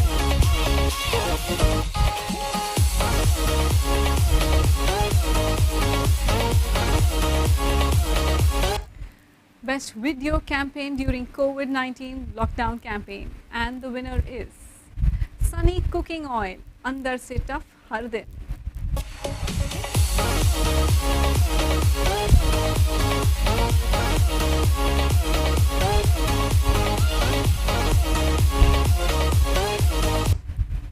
congratulations to the entire team. The next award this evening, Best Video Content in a BTL Marketing Campaign. And the winner is Zee Bangla Prabhat Pheri.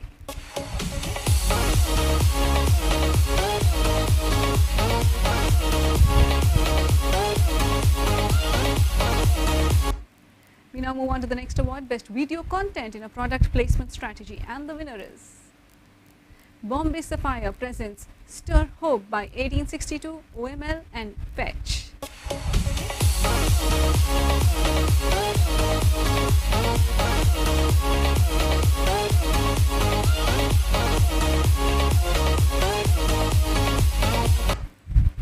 The next award this evening, Best Video Content in a Low Budget Marketing Campaign Offline.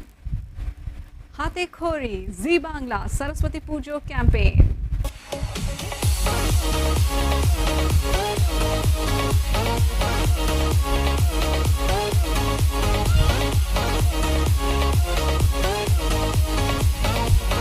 Many congratulations to all the winners. It's now time for the panel discussion. Let's welcome the panelists for our panel discussion today. The topic for today's discussion is how to take ROI to the next level by harnessing videos to build brand affinity.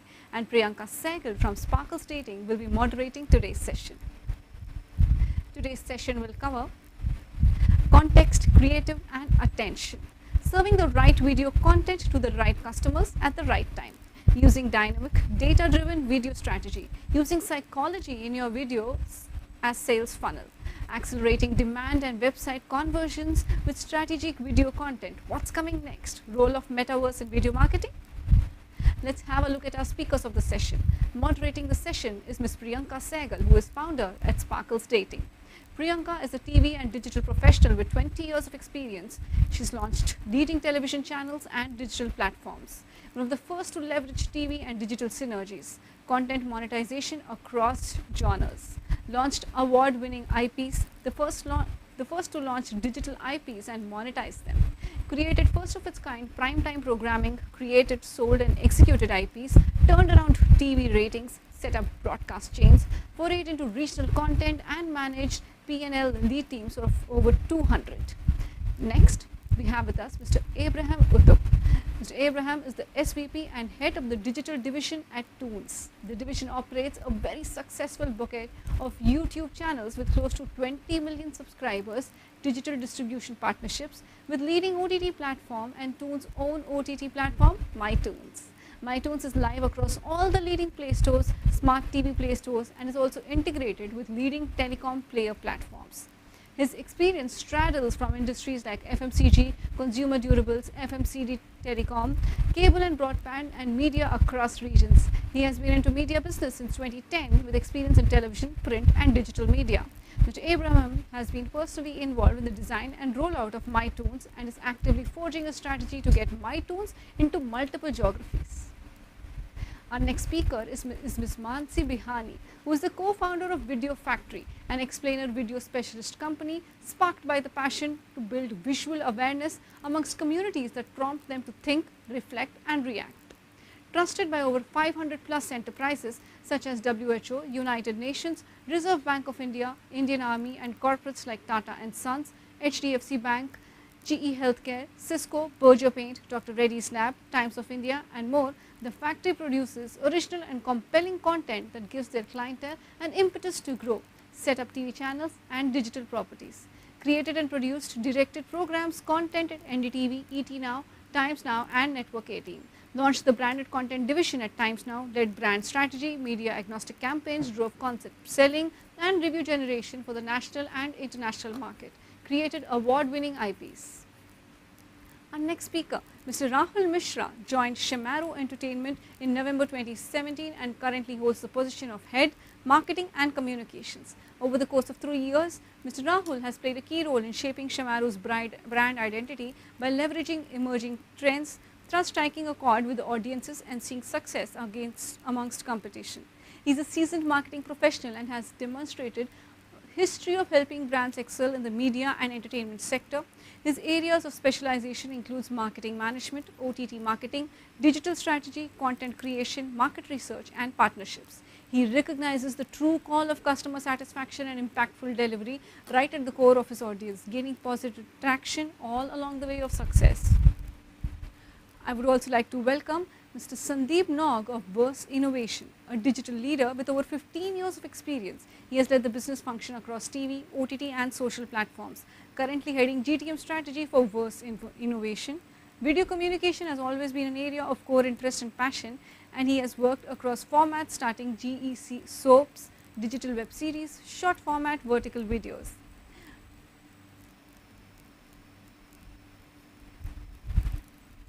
Lastly, a very warm welcome to Mr. Saurabh Verma, Film Director and Chief Creative Officer at Content Engineers.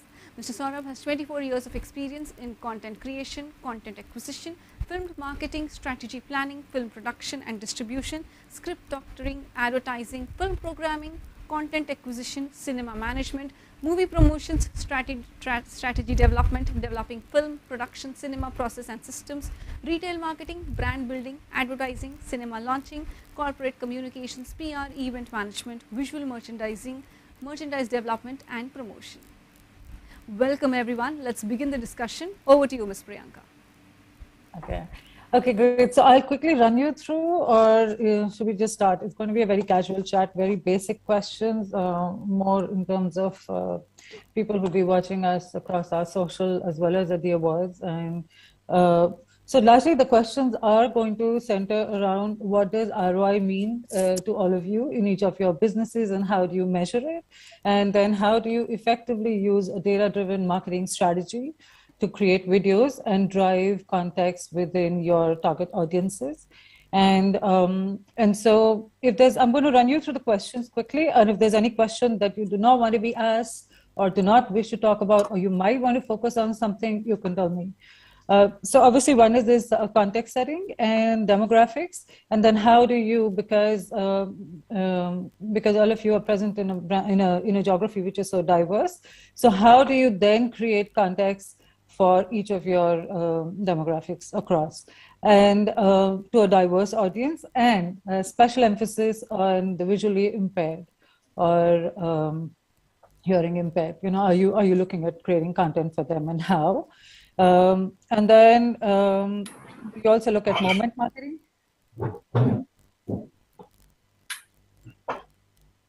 Sorry. Okay.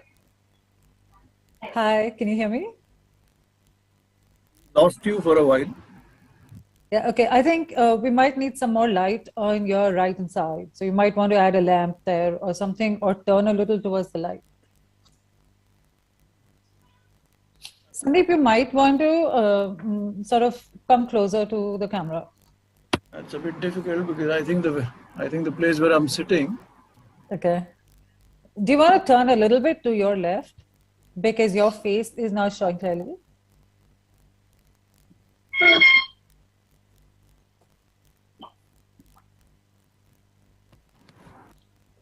So we'll talk about moment marketing, and obviously how are you driving user growth and subsets via content? Are you monetizing content? Do you do branded content? Are you looking at your subscriptions, content marketing, and the works? So various content monetization strategies, and any of the campaigns that any of you would want to highlight, that would be interesting in terms of telling us what something specific that you've created, you know, the difficulty in creating it, and knowing that this might be a risk that you might take, and how do you think that that would drive sort of resonance with your target audiences? And then, of course, how do you come up with your creative strategies? So this is something you guys might find useful, Saurav and Mansi, you know, your creative strategy while creating videos, and how has it evolved over the years? And then your constraints while driving, you know, or accelerating demand for, say, your website conversions. So I'd love to know. Everyone talks about how they're doing so well as brands and whatever, but I think we need to bring in a more realistic that saying, hey, we also struggle to serve up the right content, and you know, the kind of feedback that you would look for from your audiences, and how do you then measure that, and how do you also sort of focus on driving resonance via social media content, and how do you take to criticism if that comes from any of your customers, and then of course psychology. How do you, how does psychology fit into your sales funnel? Do you address mental health issues as leaders? When you're creating videos, I know we don't always talk about mental health, but it's a big topic point, especially now during COVID and a post-COVID world. That is what we're going to see. So how are brands going to become more empathetic towards users, towards their customers? And of course, then we get into metaverse and how this is going to, how you guys are signaling your intent to commit to it. Hiring for metaverse, that of course we can touch upon. And another one that is a little more emphasis that we might want to put on is, are you working on creating a system that can predict how your content will appease your audiences before you actually create it? So are you guys working on any algos, any technology that will tell you in advance that how is this content that you would create, how is it going to sort of, find resonance or response? What is the kind of response you will expect from users? It's like more a predictive score kind of technology. So I know that there is a brand in India, it's called Pencil, which has started doing this. And they've basically started talking to various content creators and OTT platforms to see how, what they do is they create a little bit of a video and a script and all of that. And then they do a predictive technology to understand how it's going to sort of, show up with the audiences. So that is something that I don't know if you guys have heard about it, but if you haven't, you can tell us about how you are, looking to do this. So your strategies when you're doing it, and please take your time, answer all of this. And I think what is very important is that while we're all here to talk about, okay, how we're doing, our brands are doing so well, and how we care about our customers, but I think bringing in a little more human touch. Especially in the whole pandemic era. So is that good? Is there anything that you would like me to add, or is there anything specific you guys want to focus on? I guess we're not getting lunch today. Sorry? I guess we're not getting lunch today. Because it's virtual. Okay. So I'm going to actually ask you a lot of questions about your creative strategy. So we'll expect you to, because you've been in the business for so long, and creativity comes kind of naturally to you. So we'll look to you for a lot of more on that. Sorry. I guess let's go with the flow. Yeah, Priyanka, the only thing is, I think the number of questions we have, and it's a 45-minute recording we intend to do. Yeah. So just want to be a little mindful. Yeah. We may not be able to take up all of these, so you might want to sequence them according to. Trust I think some of the questions do overlap. Some of the questions do overlap, so we might just. Yeah, it will overlap, and I would say that don't. I'll wait till you guys finish. So it's all right to actually talk about how you guys are doing this, because that's something people would want to know, not just your partners, brands, but also your customers. So I think layman language and. Very basic stuff. So we'll keep that in mind. And also, one thing, Sorry. I'm saying somebody needs to control the mute in case somebody else there's a noise or something. Oh yeah, I don't have access to that. You can have access to that, because sometimes what happens, somebody's call comes, and I've had sessions where somebody's talking on the phone and you can hear it. Okay, I'm going to put this on the group.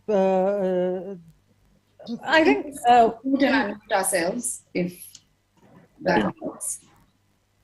So we didn't get you. What did you say? No, I was just saying that we don't have to all answer everything, because then it just might be too much.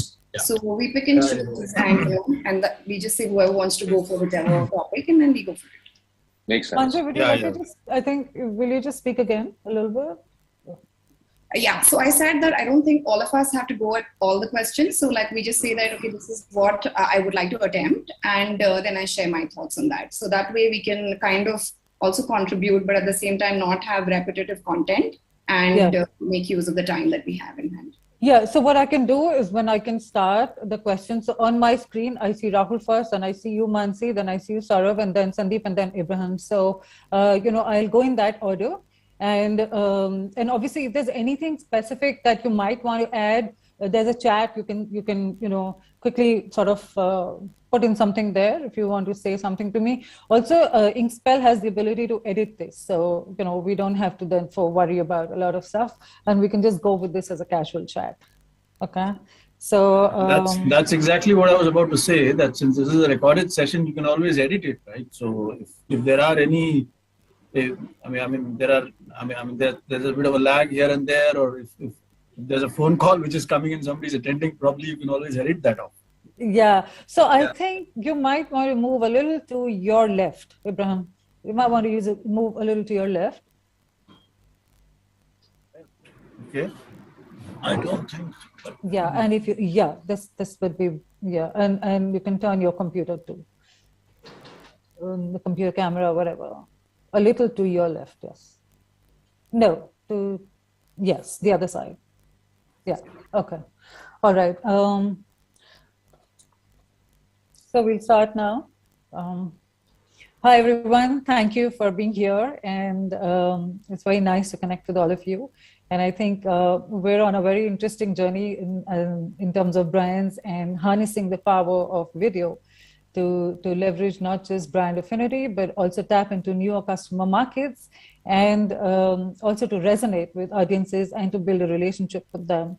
So we're going to talk about advancing ROI and using video for that. And I'm going to, I'm going to start with you, Rahul, because I'm going to ask you, what does ROI mean to you in your business? Is it brand loyalty? Is it customer outreach?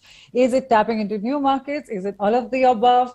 And we do know that it also is directly linked to business growth. But without laying emphasis on that, what does ROI really mean to you? Hi, thanks, Priyanka. And hi, everybody on the panel. So I'm going to keep the response to context of video in terms of ROI here. I think so. And at Shimano Entertainment, our business is video. That's what we do. So there are two hats which I'll have to play when I speak from a Shimano point of view. One is, how do we constantly create the right videos or content which other brands can leverage and sort of get their messaging out to people, be it through broadcast, be it through YouTube, be it through Facebook or our OTT offering. The second part, which is more from a marketing hat, is when I'm driving my business KPIs, which could be, depending on the business I'm promoting, how do we measure the ROI? So I think one thing for a fact, just before we start responding to that question, is that the benefits of video are pretty much everybody knows. It's a really powerful way to tell a story and connect with the audience set. And when it comes to specifically on digital marketing side, the video advertising helps us to boost CTR rates, phenomenally. So that's a great advantage we get as marketers to use video. On the other side, what happens is a lot of marketers look at video marketing to build their top funnel. And currently as a brand, where we are experimenting is, how do we look at video marketing to actually look at conversions as well? So for us, when it comes to marketing KPIs, we genuinely look at, obviously we start with the clicks, we look at engagements, we look at seconds viewed, when was the drop-off happened. We use tools to look at that. But at the end of the day, we are very, very strongly focused on building a conversion ROI, which could be a lead or a subscription basis the business we're promoting. So that's the level of focus we are driving towards video marketing. So there's a lot of data-driven strategy associated with your business decisions on leveraging video. Certainly. And that sort of is on the ROI level now. Earlier, it was probably on engagement and shares and clicks. but now we are sort of going deeper and looking at how do we run performance campaigns with video. Obviously, it's very early days for us as well, but I'm sure we'll get there. Right. Okay. Got it. Mansi, what about you? Hi, everyone. Sorry?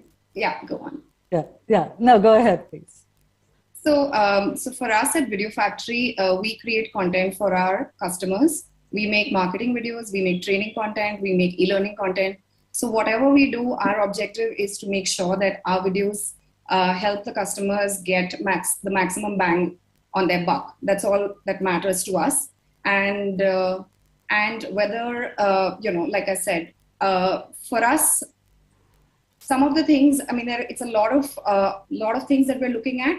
Definitely data is something that is really important, and to obviously measure the effectiveness of the campaign. But at times it's not always very easy. For instance, if we're doing an explainer video where, there are millions of people watching a video, it's really hard to actually derive, a very concrete result out of it. Whereas if you're doing a video which is more, a campaign which is more directly related to sales, which is related to making a purchase decision, it's easy. So what we say is that whether whatever your objective is, one thing that works really well is to repurpose the video content. So, depending on the funnel that you're at, the stage of the funnel, but repurposing helps our brands. Repurposing can be done in various ways. So you either repurpose the content itself, the entire video that you've produced, just changing the narrative, changing the undertone, the messaging, the music, you get a completely new video. Yeah. Also depending on the social media platform that you're going to use it for. So like YouTube gets maximum engagement at 2 minutes, Facebook at 1 minute, Instagram at 30 seconds, and Twitter at 45 seconds. So the same piece can be tweaked according to the platform you're going to use it for, and that it gives you the maximum visibility and the maximum impact that you can get with the piece that you've produced. So that's something that we really focus on, and that helps us and our customers with their growth and objectives. I think that's a wonderful strategy and a great approach. I've seen that during the time that I have done active television and also digital back in India, that yes, this is a very good strategy to also effectively work through limiting budgets that we might have, but also get to messages, and then repurposing, yes, and of course retargeting also has worked very well. Saurabh, what is your take on this? I think the world has become diverse. So on one hand, there were so many tools to market and showcase the content to people. There was television, there was print, there was newspaper, outdoors, and so many mediums. And now it's become more simpler because when you put an outdoor somewhere, you don't know how many people are going to watch it, and what is the concept of spray and pray has taken a back seat, and it's become a little more precise. There's some kind of a method in the madness. There's some kind of a science and algorithm which has come over. That has happened, but what has also happened is that when we were young and we were always shunned from offices because we were very young. Arey yaar, bahut young ho tum, you can't do anything. But today, age is not a barrier. New kid on the block can come up with a disruptive idea and it can change the dynamics of the thing. The third, which is a very important stage which has come in, is that you no longer need to be in a very big city, in a big bungalow. You can be from a small town and you can be a better storyteller. So from in the top of a game, whether it's Rajkumar Hirani or Anurag Kashyap or anybody, the kind of stories they are saying, even TVF as a content, they are very, very grassrooted Indian stories. So you no longer need to go to a big country to showcase a Russia or a US. People want to go back to Banaras or UP or Madhya Pradesh and things like that. Yeah. The world has become simpler, and yet it's pretty complex because there are so many dynamics and algorithms. All I can say is that nobody knows nothing. So we all try, test, fail, and try again. Yeah, I think this is something that is very important, right? For those of us who've been in the video business, creating videos in very limiting budgets has been our forte. So you can actually create a very grand video using very basic resources in a very basic place. You don't have to have grand sets. Of course, no offense to Sanjay Leela Bhansali, but still, I think this is something, you're very right about this, that yes, you want to get to the very basics. And today, I think the fact that there are so many content creators out there, the fact that internet, when you look at TikTok or you look at Facebook, YouTube, it has given everyone access, and especially with the data that is sort of widely available at cheaper rates now in India, you get content creators from every part of the country, and all of it is sort of very empowering for them too. So I think definitely that larger budgets are now not really a trend, not always. What has also happened is that talent is being valued today. So telling a simpler story is much more difficult than telling a complicated story with 10,000 chandeliers and 20,000 candles. So when you tell a simpler story, I think that becomes a little more difficult. So they are looking at people with talent. They are looking at people who are storytellers, not just a production designer, not just a heavy camera technician. So I think that's become the main way to tell your story and make it reach. Yes, and because the reach is also not limited to some 10 kilometers or 15 kilometers. Somebody could buy your product. So that's what is happening. So that's right. Storytelling has transitioned from heavy-duty cameras to simple phone cameras, and I think we've got all the brands that are creating these smartphones for us. The Google Pixel actually has a way of clicking a picture or a video in a crowded place and then making everyone disappear and just focusing on one object. So this is not something that you would have heard of a couple of years ago. So yes, a simple phone, and a simple ability to tell stories effectively is great content. Sandeep, what's your opinion about this? So we have two products, right? One is Daily Hunt, which essentially caters to the consumer who are interested in consuming news as a content. The other one is Josh, which is the new kid in the block, but something that is riding on the short video format. In terms of ROI and measurement, both of these platforms widely differs. However, the measurement is something that is related to how industry bodies today measures a video performance. And for us, the approach is two-pronged. While both of them is consumer focused and it is about consumer or customer centricity, one aspect is how do we drive the consumption of our platform to our consumer, right? Which is essentially by providing them the right content, understanding their behavior, which is where our AI, ML comes into play. And then the entire factor of personalization becomes very critical. The other aspect is that while we have built this ecosystem, how do we monetize that ecosystem?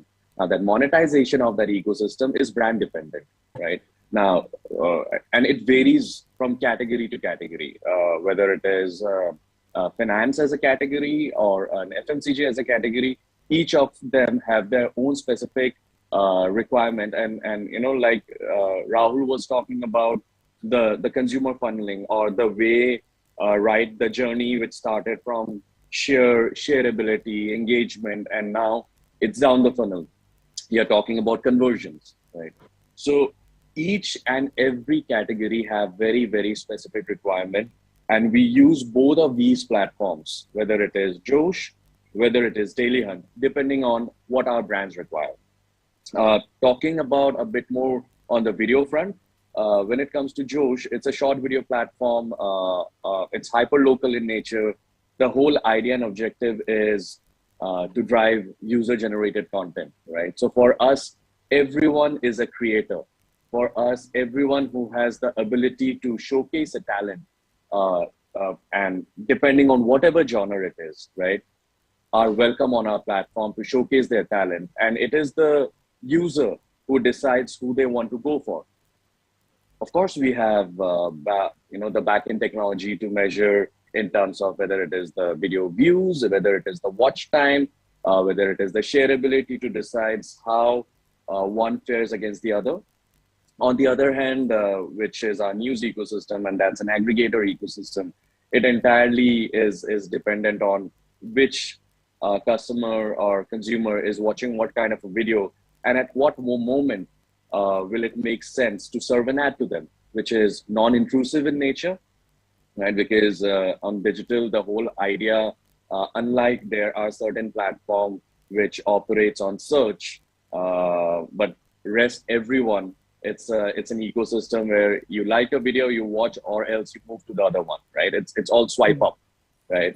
So creating an ecosystem that is non-intrusive helps us drive a better ROI, but that ROI is dependent, and not just for us, I think for most of us who are there on the panel, is dependent on advertisement, right? Unless you are totally a subscription driven ecosystem.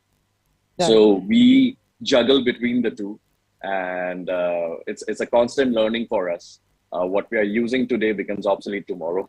Oh yes, that's like they say, right? Every once in a while, buzzwords come in technology and disappear. Like I posted about this on LinkedIn, literally like faster than Elon's new Hyperloop train. So yes, that's how. And then marketing also faces this, right? Just a couple of years ago, we didn't hear of a lot of stuff, and then look at the advent from radio to TV to internet and how we're advancing. And today it's faster. I wanted to ask you something. When you said that everyone is a creator for you, are you also supporting them and looking at more data-driven support for them when they're creating videos on your platforms, and you provide them with special effects? Do you provide them with audio, video, anything that they might want to use? Yes. So our ecosystem has been data dependent. Data is a catalyst to us. How we essentially help a creator is by identifying not just who is watching them, but how they are even reacting to it. What is the kind of sentiments? And we build cohorts, and then identify that creator, that which specific genre best suits the creator, right? If the creator doesn't know what he or she wants to do, which is where we go back to the data. We help the creator not just with the studio facility, but also tell them the type and format of content that can help or that can boost their engagement with the end consumer. Addition to that, we also identify the frequency. What duration or at what interval a video is required from their handle. And being a short video platform, we also bring multiple creators together to engage with each other on a common theme, which essentially we all call it the hashtag challenges, right? Nice, wonderful. Yeah, so you are basically providing data-driven support to each of your creators too. Yes. That's amazing. That's wonderful. Abraham, what does ROI mean for you in your business? How are you measuring it? How are you doing context setting in video? Tell us more about that. Hi, good evening, all of you. We are in the business of kids content, and we are very focused on creating content for kids. And that must be a lot of fun. Well, it is a lot of fun while creating, but while monetizing, it is not all that fun. I can be quite sure about it. Yeah, how to serve it to them must be quite a challenge. So obviously, when we talk about ROI, the end point is making money. So how much you spend is not much of a concern, but how much you actually end up making from what you spend is ultimately what we've got to measure. So since we are in this business of kids, all our vehicles are digital. Apart from, we've got multiple verticals in our company. So the best scenario ROI obviously is that I make some content, and we always appeal to an international audience.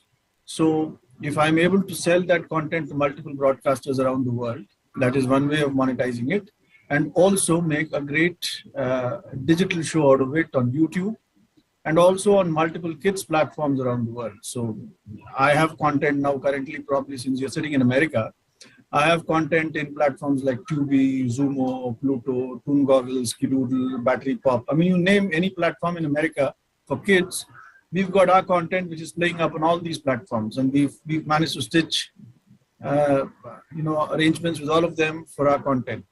Right. So that's the best way of monetizing. but how much each of them contributes is probably the way which we sort of, get on to determine whether we've been a success in that or not. And we also have our own OTT platform, so which is a subscription platform. So that obviously is, apart from the revenue that I earn, I will also look at how many subscribers I gain so that I can look at a lifetime valuation of those subscribers. That probably is a bit of a value there.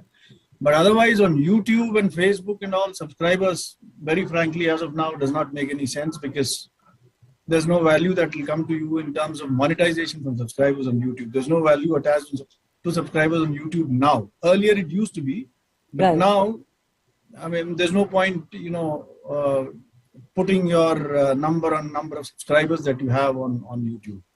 So it's all about how many views you've got from a video, what is your watch time, what is your average view duration, and how much is the revenue that you've made. So the more your average view duration, the possibility of making more advertisement revenue from YouTube. So that's just about it. So you have double the challenge. You have to appease not just kids, but their parents first to be able to get to the children. Yes. And earlier it was not so challenging, but since the last couple of years, YouTube got into a lot of problem with COPPA in America. And they had to undergo a restructuring of the way they are serving ads on kids' platforms. And as of now, they are not able to serve contextual advertising, so, which means that I cannot, as a marketer, you can't be offered data as to, a very specific data on who's watching the content, which age group mothers are watching the content and who's influencing. I mean, all that is not possible in a kid's scenario now. You just have got to be very generic in your advertising. So you probably just do ROS advertising. So there's also a lot of intuition involved in this.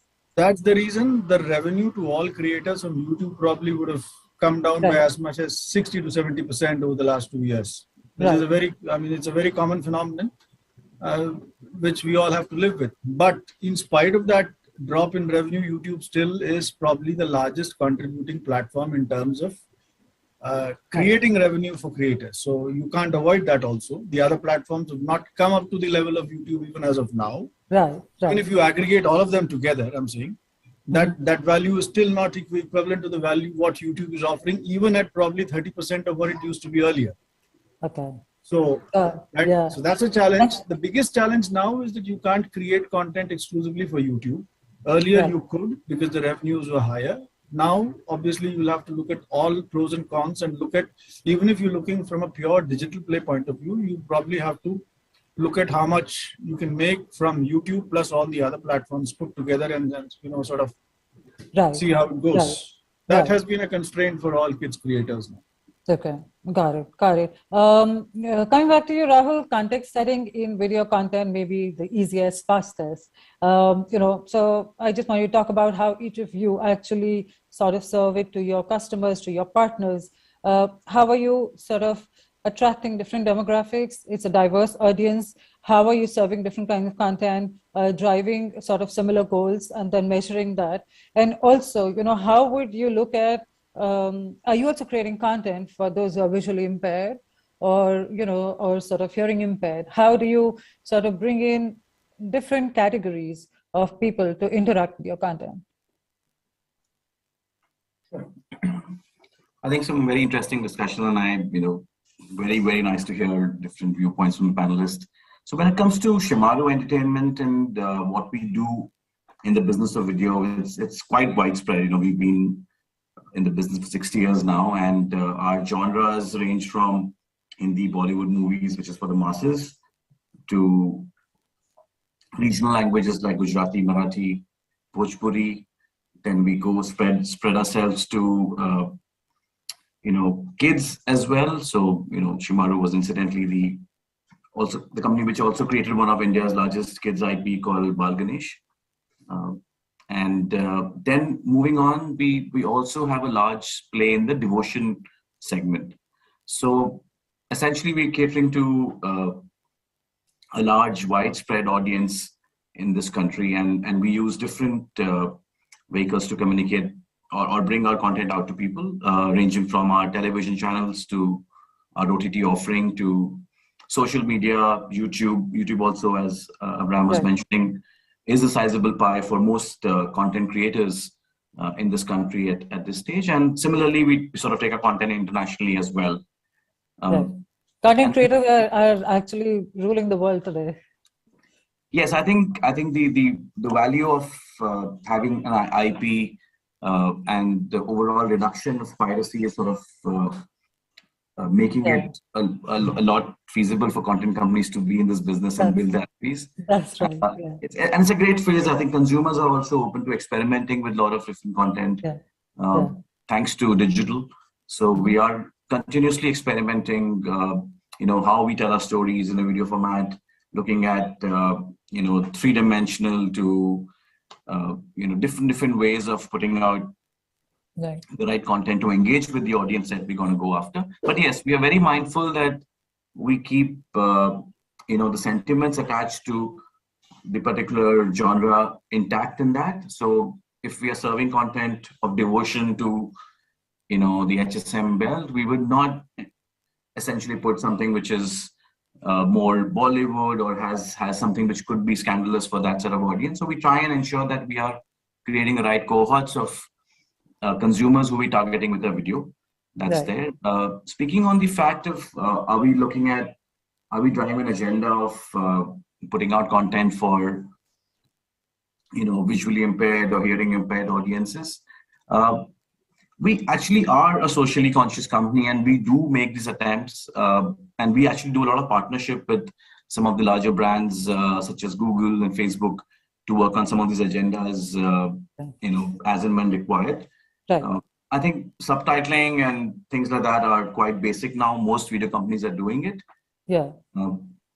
And most of them are auto-generated, so that helps. Yes, but we specifically at Shimaru, we do sort of spend that extra effort to get the subtitling right, because we are very, very particular about, as I mentioned, when you're going and talking to either kids or either people who are coming to you for devotional content, you have to be extremely, extremely careful. And also, I can give you an example: subtitling in Gujarati auto-generated doesn't make sense.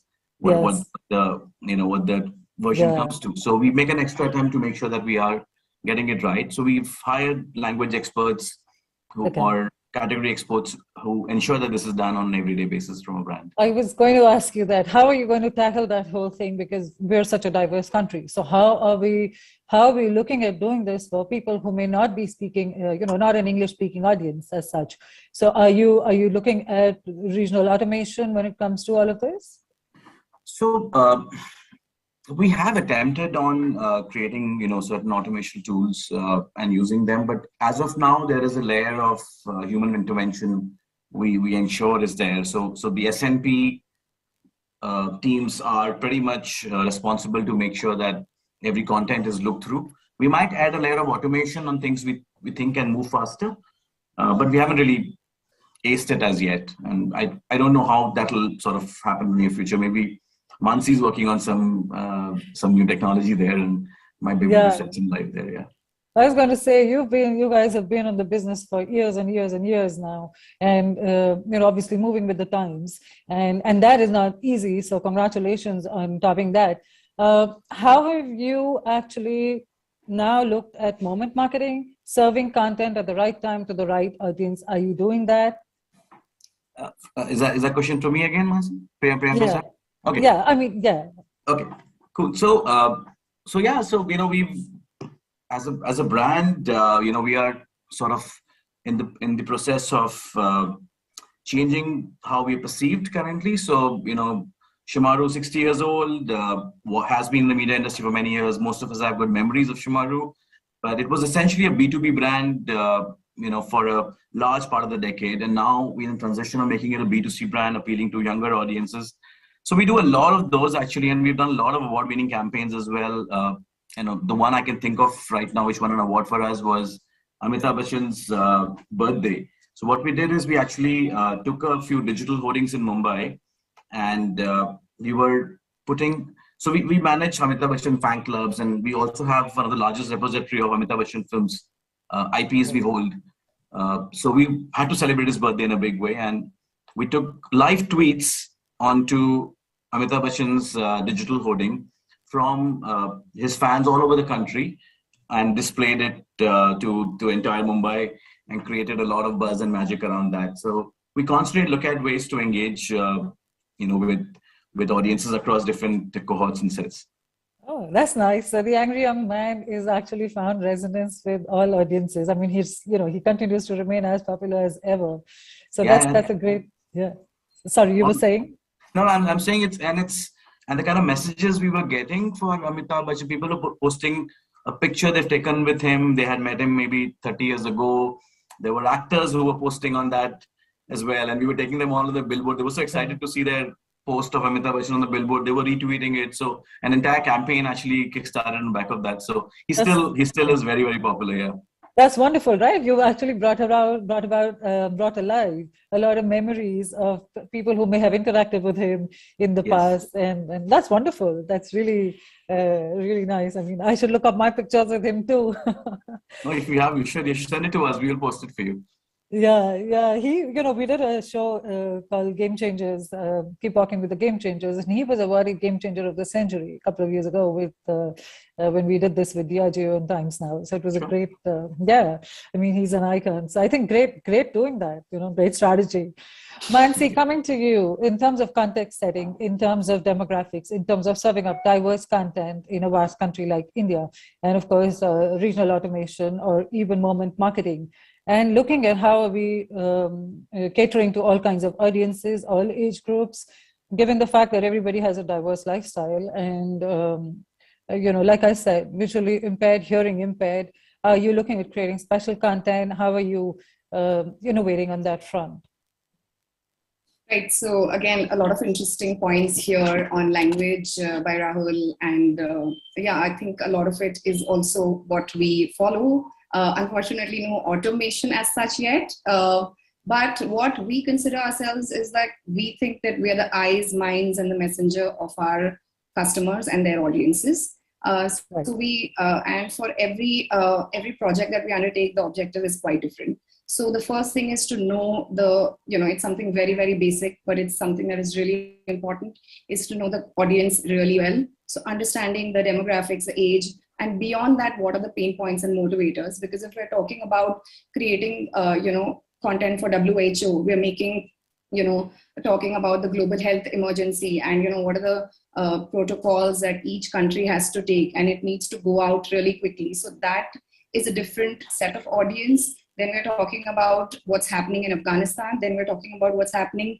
in the grassroots levels in India. We're talking about training the farmers, teaching them technology, something which is quite alien, but yet, a lot of it is now happening via video, to going to the UN's Sustainable Development Goals. And, so it's like and to, of course, the brands like the Tatas and, so it's a wide array of customers, objectives, pain points, motivators, but it's always really important to get into their shoes, to become their, like I said, eyes, minds, messenger, and to really, really empathize with them. And that's how I think that's what helps us create and develop the content for them. Visually impaired, since we are a production agency that makes digital content for all kinds of customers, we've done a lot of work for mental health of late. In fact, there's a company in Austria that's created a whole bunch of e-learning content for, which is based around mental health. So, again, understanding what they're going through, developing content in German. So not only just regional Indian languages, but foreign languages as well. So it takes a lot of, understanding of, their problems and, really fitting into their shoes.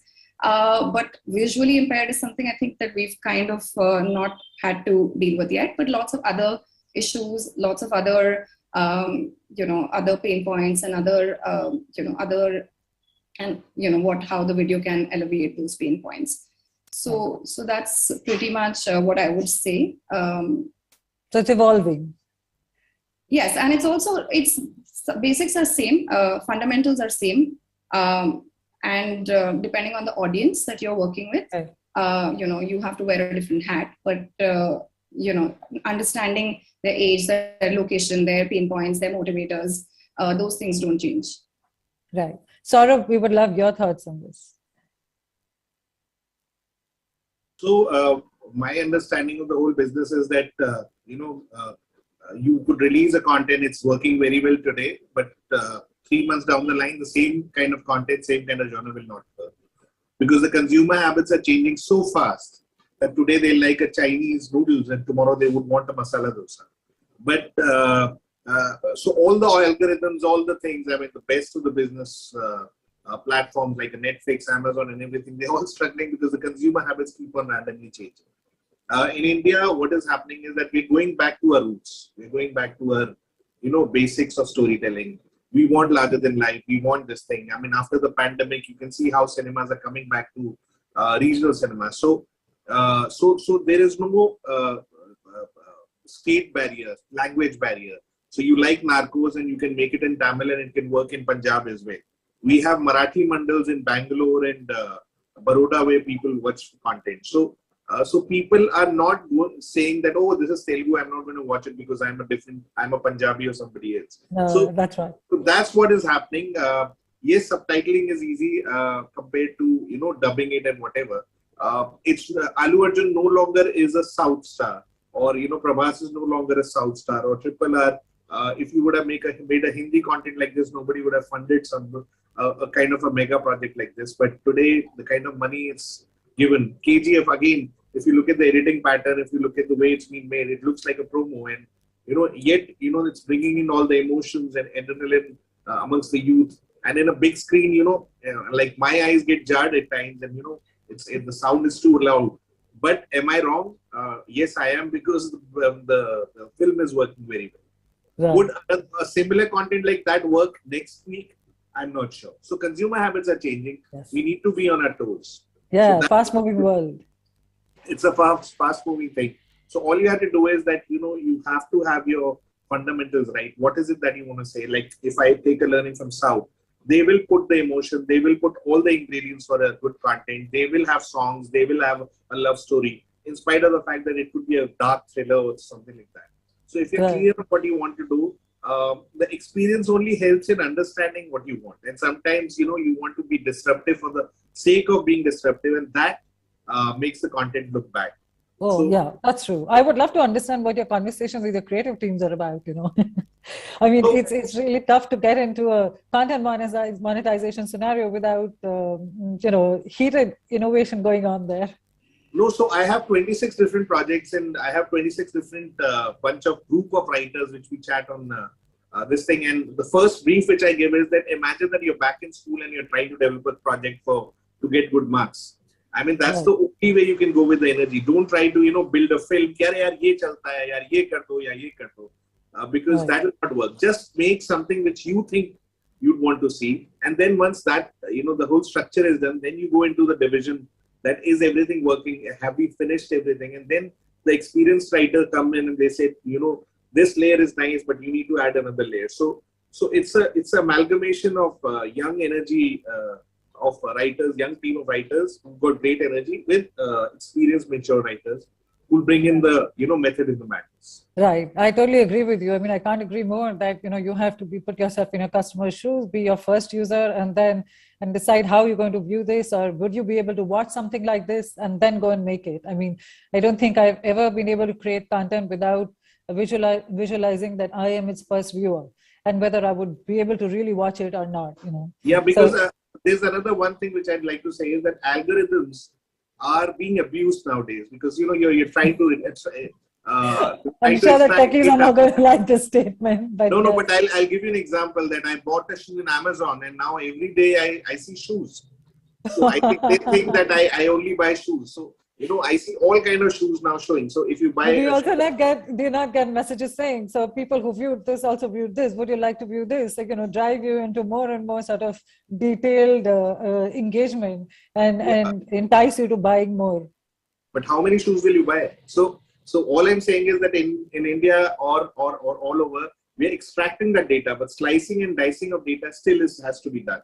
I'm sure Hansi is doing a great job, but I'm just saying as a whole, that's the most difficult part. Understand the psyche, and it's not as easy as it looks. It's not that you got the data, now what do you do with it? Yeah. What do you No, do also with with it is a- the most complex. Yeah. Right. Also, I've always felt, and with no offense, that we're all a very frivolous audience on digital, and it takes just 2 seconds to divert our attention and time span to something else. So brands have to. I mean, brand loyalty is kind of something that a lot of brands I talk to have been struggling with the advent of a lot of digital audiences increasing, especially during the pandemic. So this is something that's going to be a very interesting space to watch out for. Yeah. Yeah. Sandeep, what's your take on, on creating different kinds of content for diverse audiences, especially when you are offering that platform? Do you encourage them to address mental health issues, and how are you tackling,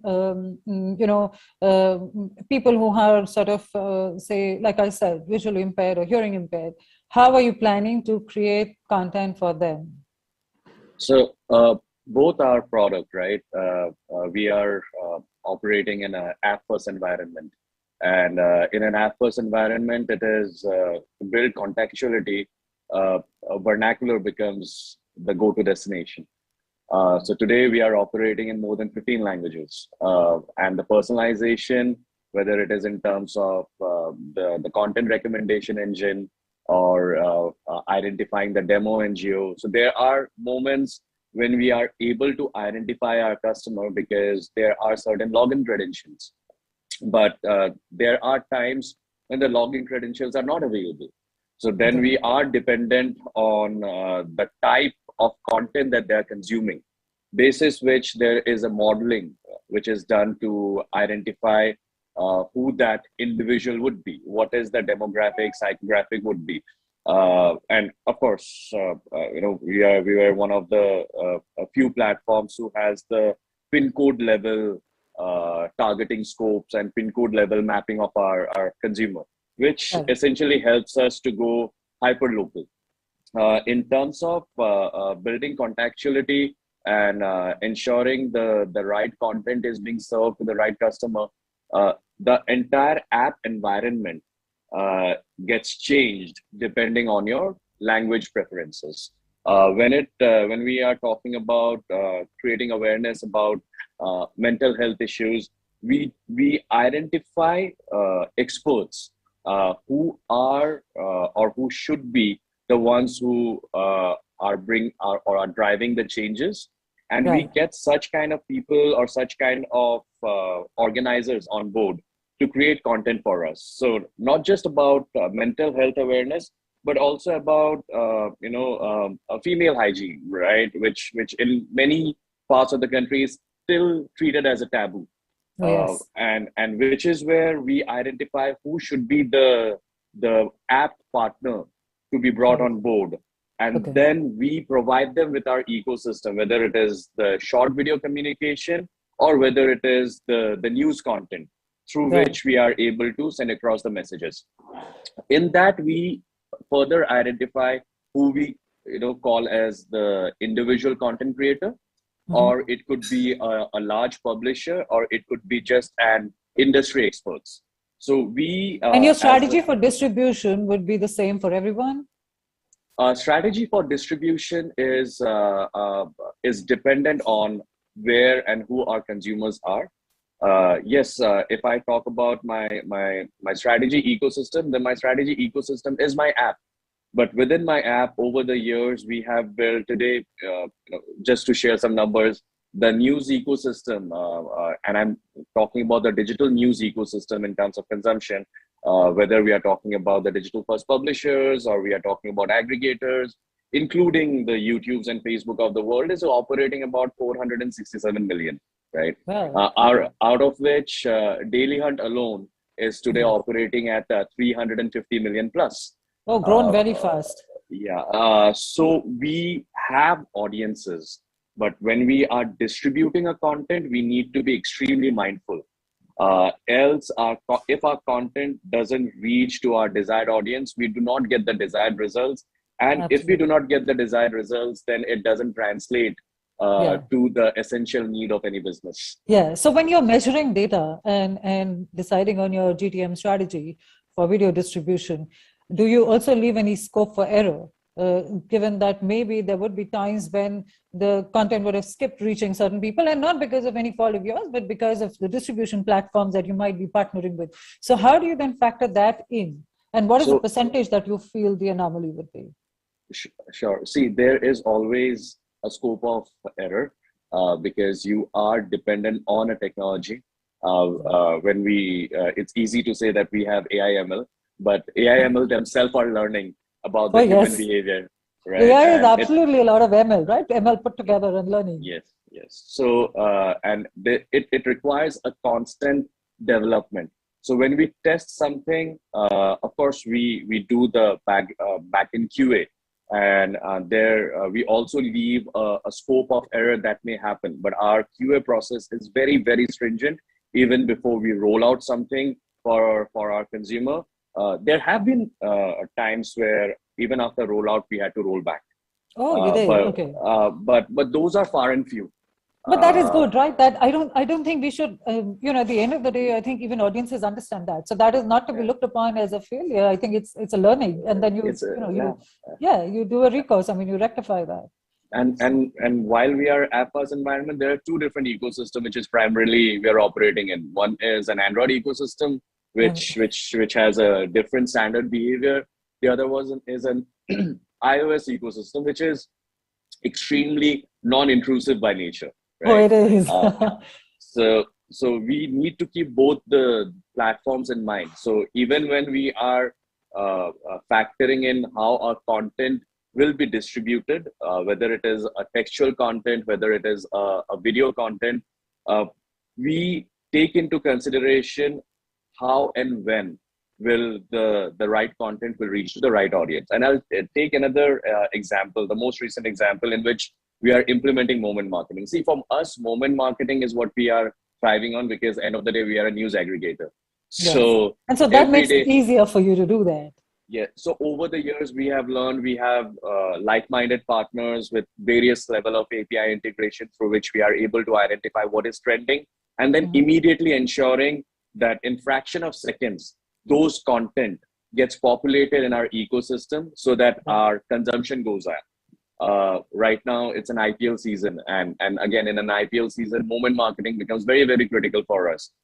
We need to build that not just for our audience, but also for our advertisers, right? So we have built, I would call it an algorithm in such a way where if there is a six, if someone is out, if someone is, any sort of a moment which is worth capturing while the match is happening, immediately it gets automated and we create a scope to drive the moment marketing right then and there. And it keeps changing. And it keeps changing in every over.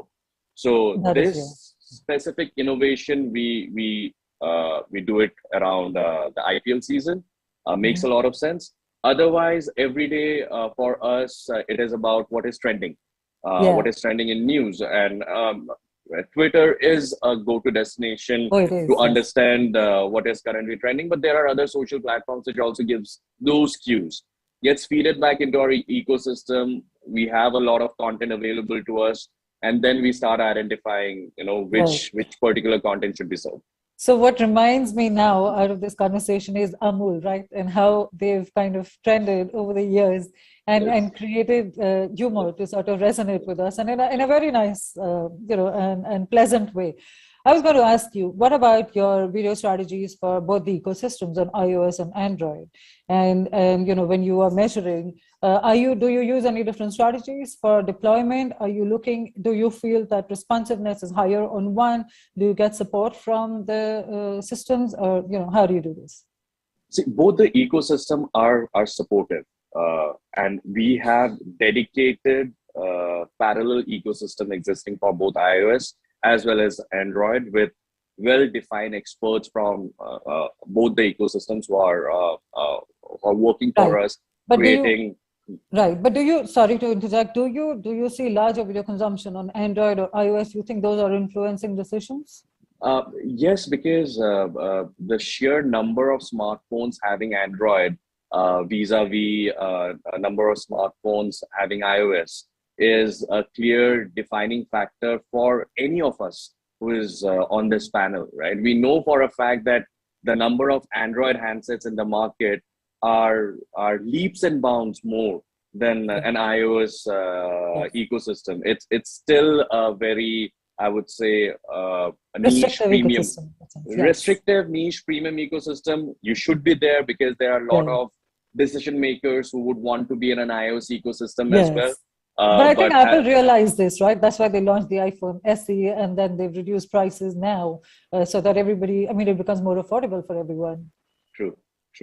So while it is there, I think they still have a long way to go to match up to a 5,000 or a 10,000 rupee smartphone. Yes, absolutely. I think competition is extremely important, and I don't see that happening currently with them, but Android seems to be a little more open. But of course, if you look at a Google phone or if you look at an iPhone, then of course you find no synergy at all.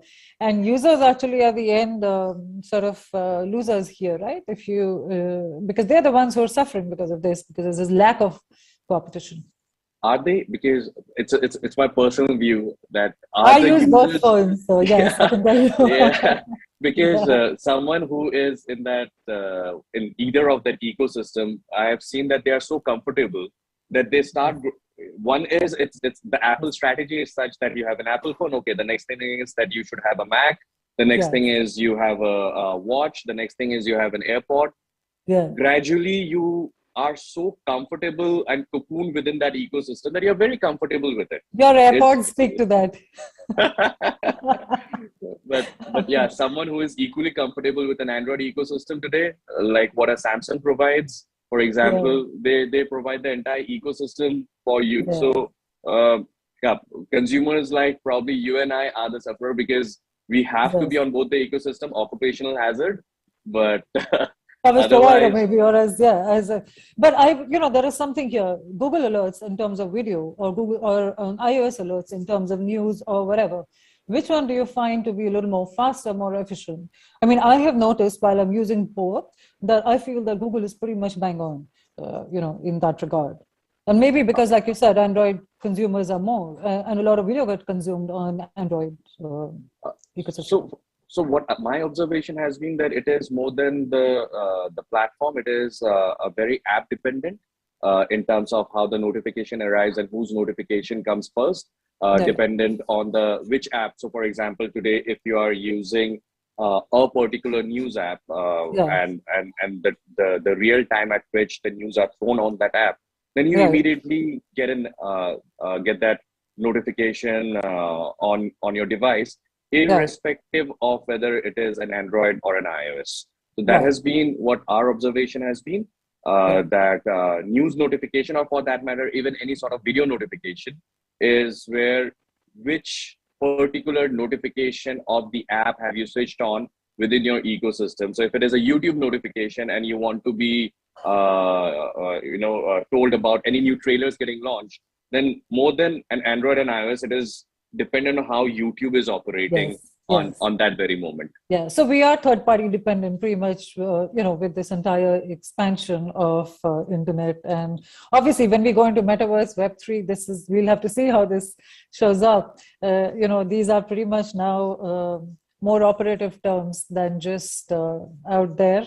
And I'll get to Metaverse in a bit. But Ibrahim, what is your go-to-market strategy for a diverse audience? And what is the psychology that you keep in mind when you are creating content or distributing it? Well, our audience is largely worldwide, and unfortunately, apart from all the other panelists here, we don't have an audience which is too much glued into India. So most of our audience is actually an international audience, which is actually a challenge for us also, because we need to create content which will appeal to an audience. To children and parents. Yes, so we can't stick to only English, because English, I mean, obviously it is a substantial chunk of the worldwide audience, but we also have to create content in Spanish, which we are fairly good at, and also in other languages like, say, German or Arabic, and Brazilian Portuguese. One language which we've not yet tapped into is French, which probably has been a legacy issue because our business has not been very good in French content, which again is predominantly because apart from France, most of the other French-speaking countries are in Africa, where the revenues are not very high. So people have not actually really ventured much into creating French content, which from an economic point of view is actually a good strategy. The Spanish obviously is a huge market because apart from Iberia, the whole of Latin America is a huge market for monetization up there. So yes, so what works in English may not work in Spanish. So it's a huge challenge for us. And as I said earlier, we had a lot of liberties of creating content individually for individual territories, which is obviously the ideal strategy, that you look at what is being viewed in each territory, what is the watch time, how do you drive them, because there are a lot of pointers that you get from the analytics. You know, geography wise, in which geography, who's watching what type of content, what is the view duration, and over a period of time you get an idea of, you know, if you tweak, where to tweak so that, you know, you get an additional watch time. The whole game is about increasing watch time, nothing else. Yes, that's true. In an ad-supported model, the whole game is about increasing watch time. It is, yes. But there are challenges in the sense that you can't create content freely now. So so you're largely intuitive in that sense. So what we also have to do is, keep on figuring out where we can tweak on an English content so that it will also appeal to a Spanish content. Right. And where we can sort of make it, squeeze it that much more, and we sort of sweat our assets as much we can, so that we make that extra revenue. But especially in an audience like Spanish, we ultimately have to end up creating more content. That's great. We also have a great audience in Turkey, but we can't take the liberty of creating content only for limited. Turkey. But you also have to comply with various government policies. We try and tweak it as much as possible so that the other problem is that apart from YouTube and our own individual platform, you actually don't get much of information apart from monthly basis or a quarterly basis from the third-party platforms where our content is upon. So there we have a bit of a challenge, because we've got to rely only on our own data and then try and sort of create our own inferences of that. Right. Apart from that, all the platforms in America make it mandatory to do closed captioning. So that is one obligation which we are undergoing. Wherever we've got content up in any platform in America, it is all closed captions, which is not just subtitling. It has gone one level further now. It's all closed caption. Right. Great. So now I'm going to come to the most interesting part of what everyone's talking about, metaverse, and how we all as brands going to signal our intent to commit. Disney, Gucci, Nike, a couple of them already sort of indicated.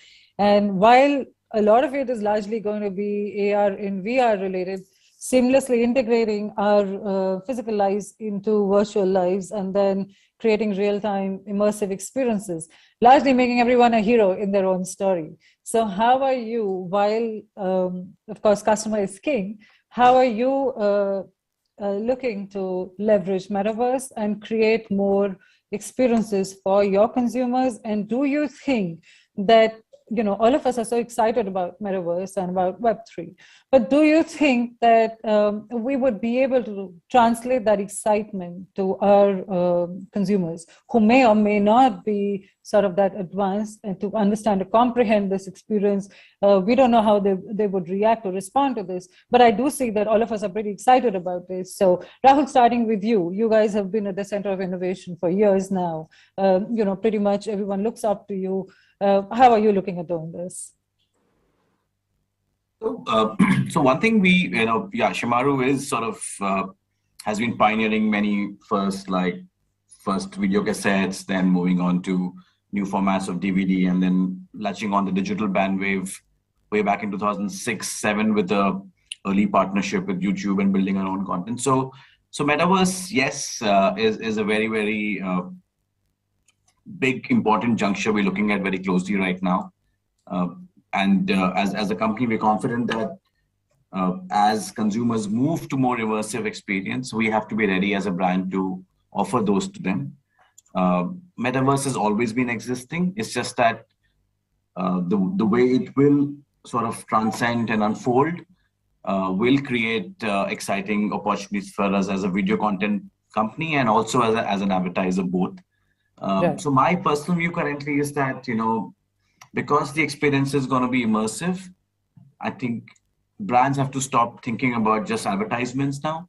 They have to start thinking of engagement and interactions, even basic things like having a sales representation in the avatar format in the metaverse, not through a chatbot, but a real person maybe also looked at. So there are various factors, the brands are looking at. And Priyanka, I think you spoke about the AR, VR sort of battle. I think that's still, wait and watch. Where does the metaverse eventually evolve to? Is it going to be a mixed reality? Is it going to be a Oculus game? Is it going to be something else? But we are gearing up for this, both from a brand content point of view, and we will sort of wait and see how this opens up to enter the space. Started working towards it then. Yes, we're looking at the space. Yeah. Does it make you excited or a little anxious about how it might be received? I'm really excited, as a matter of fact. I think it's and I think every brand should be. There's a great opportunity for every brand to engage with customers like they've never done before. So I think use of technology to engage with customers is very exciting. That's the base level I look at. What happens within that is something which I don't think none of us can predict fully right now, but we'll make attempts here. Yes, I hope it's received well. But given the fact that a lot of brands have indicated their intention to commit to something like this, do you think that everyone's going to jump and hop onto the bandwagon, or do you think people are going to be cautious about it? I'm quite sure that it's a matter of another 2 years when brands have to go there, because if customers are moving into the metaverse, you can't be not there. So it's just that the timelines will be different for different organizations, but eventually brands will be in the metaverse for sure. That's my personal opinion right now. Yes, indeed. I mean, it's very exciting. And I also feel that because ours is a country which moves so fast that, and there are content creators at every corner, nook and corner. And I think that this might just become very widely used, and everyone will have access to it and start creating sort of heroes and immersive real-time experiences for everyone to, experience a more sort of seamless integration of virtual and physical lives. Mansi, what's your take on this? I think it's very interesting times. We'll again have to also see how brands are adopting it. But like as Rahul mentioned, I think it's about putting people before the brand itself. So no more talk about the brand, but it's all about what, it's about the consumers. It's about, adding playfulness, creating different kind of value. So I think it's going to be, there is no place for corporate convention. All the things that we talk about or we educate our clients about, everything kind of goes into the back burner, and we have to come up with everything which is related to, very, very related to customers. So that part of it is going to be super exciting. One thing though, I think, is that if we can create these experiences around the mission that the brand represents, I think that mix is going to be something that, can actually be a game changer and actually can really create an impact. So I think it might be useful in harnessing brand affinity in absolutely that, and that's a totally different kind of affinity that we're talking about. So I think that's very interesting, and we can't wait for the brands to adopt it and then create the content for them. Can't wait to see what you're doing. I hope you're involving customer discovery in this whole process, while you sort of advise your clients to do something like this. Oh, absolutely. For us, everything is about the customers, like I said. It's a lot of education. It's a lot of, talking about the marketing funnel. It's about really understanding where their customers are. And in fact, we talk to them about, we say that it's like, going on a date where, if you're, at the top of the funnel, we say that, this is your first date. So, you have to woo your date, and you have to, be witty and charming, but put your best foot forward. So which is when they want to make an explainer or a brand anthem, it has to be something really attractive. That's where you spend the money, but it doesn't run too long.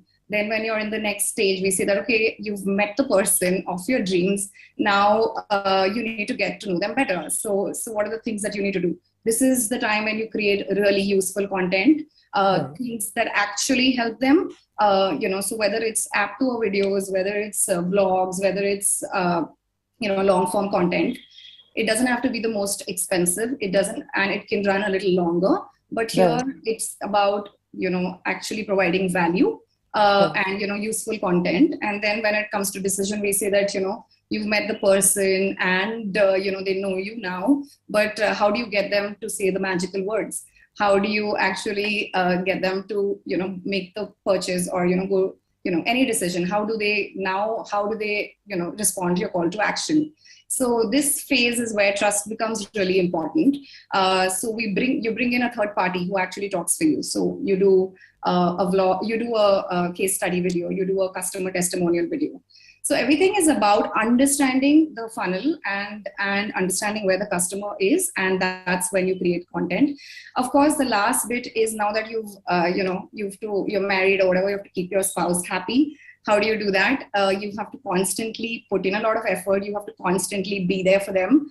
My husband does not have to get me diamonds every day. He can just get me flowers. He can get me, take me to a movie or dinner. So that's how your brand has to interact with them. It doesn't have to be the most stellar production, but it has to be things that provide value and you're there for them. So that kind of thing, that becomes really important. So that's how we talk to our customers and we educate them and work along with them.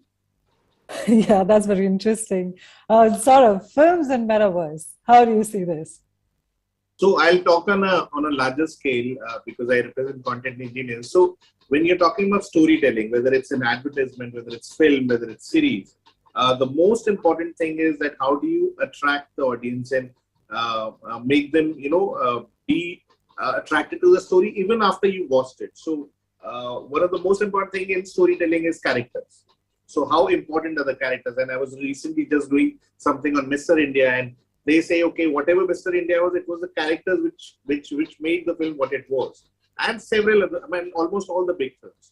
With Metaverse, the characters become immortal. The characters have legs. So today when we talk about, and I'm rounding off your conversation, you talked about ROI. So when we talk about ROI of content, you only have maybe an OTT or theatrical avenues to exploit it, or maybe some digital avenues.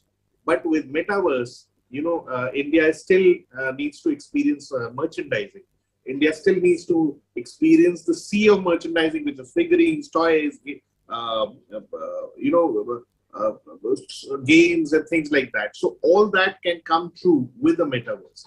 The more we engage, for example, even a small film like a Hera Fairy, the characters there, the Akshay Kumar, Sunil Shetty, Paresh Rawal, those characters can go beyond and actually interact with you. So I'm just taking them some random names, but you don't need an Avatar or a Avengers to make connect. It could be as simple as Chacha Chaudhary and Sabu who can attract you in a Metaverse. So it's a big learning. It's a big interesting thing. I don't think any brand will say, oh, I'm not interested in it and let me stay, because once A will come in, A to Z, everybody's going to come in. It's the same challenge of telling a story, whether it's in a cinema, whether it's in an OTT platform, whether it's this thing. We are at a very nascent stage. We are at a stage where Doordarshan mein hum log aur bunyad bhi nahi hai. So in our world, we just touch the basics.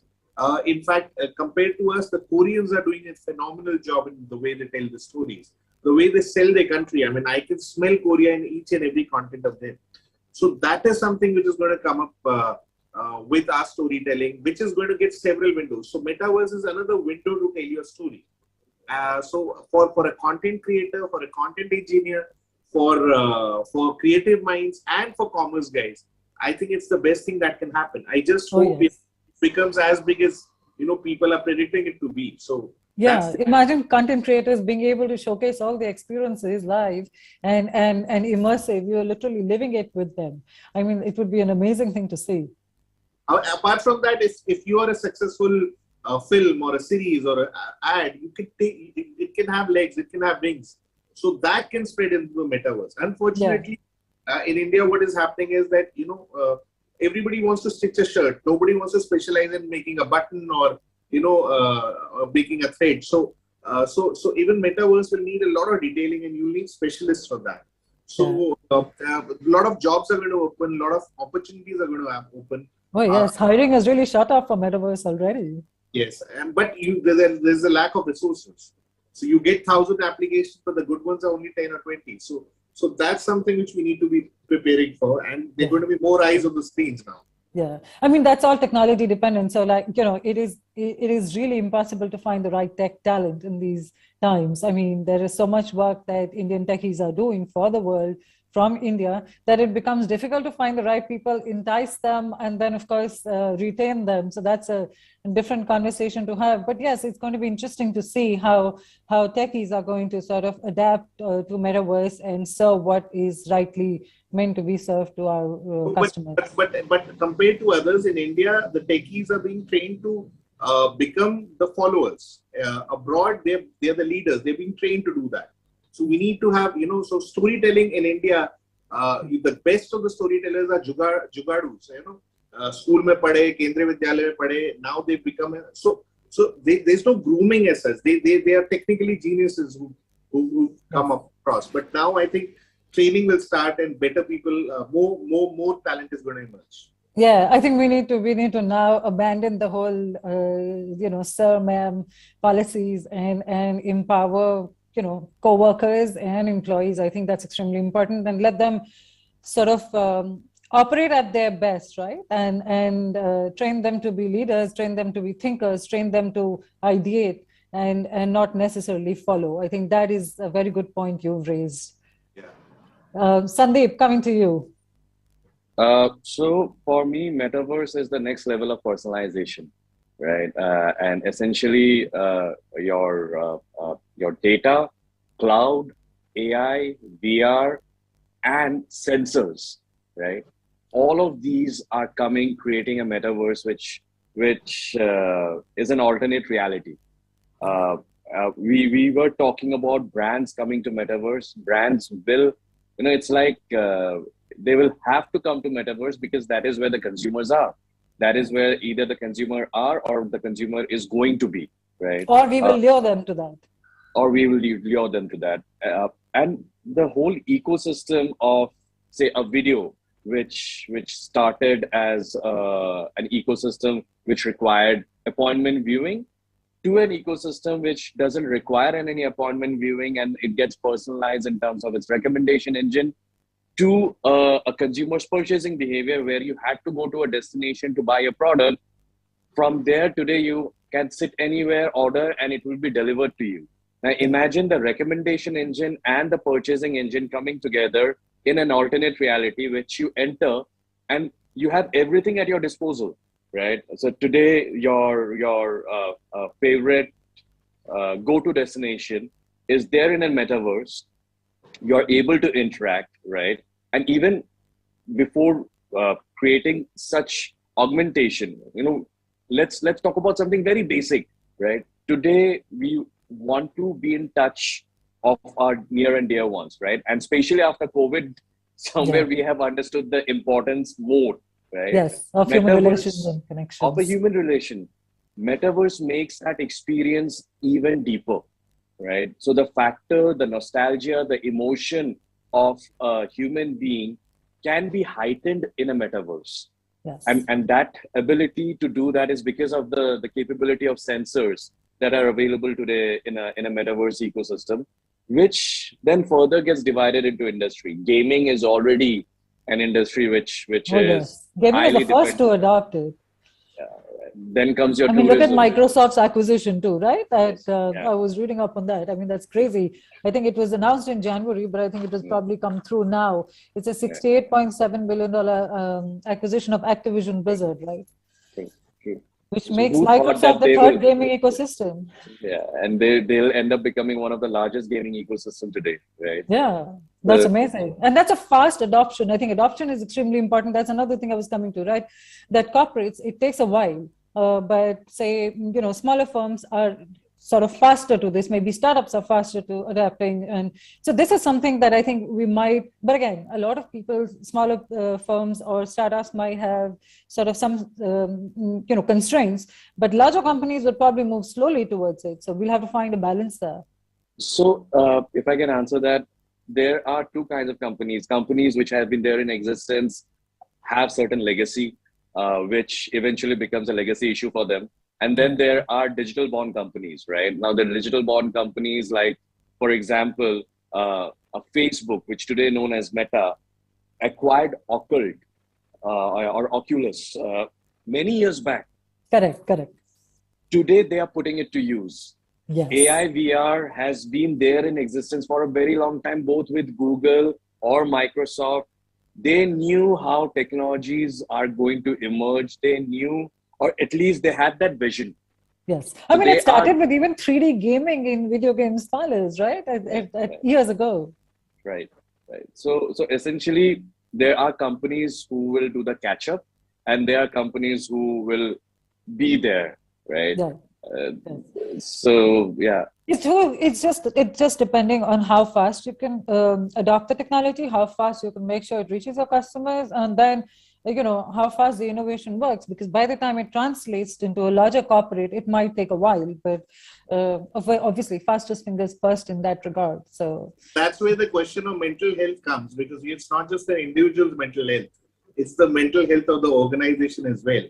Yes. Any company which will give proper breaks and boost to the employee, as well as quick decisions are going to be made, they're going to grow. So the mental health of the organization will also, they need to realize that it has to be quick and leaner and meaner. So yeah, so it's a metasphere in the organization that will lead to metaverse being sort of implemented faster, maybe.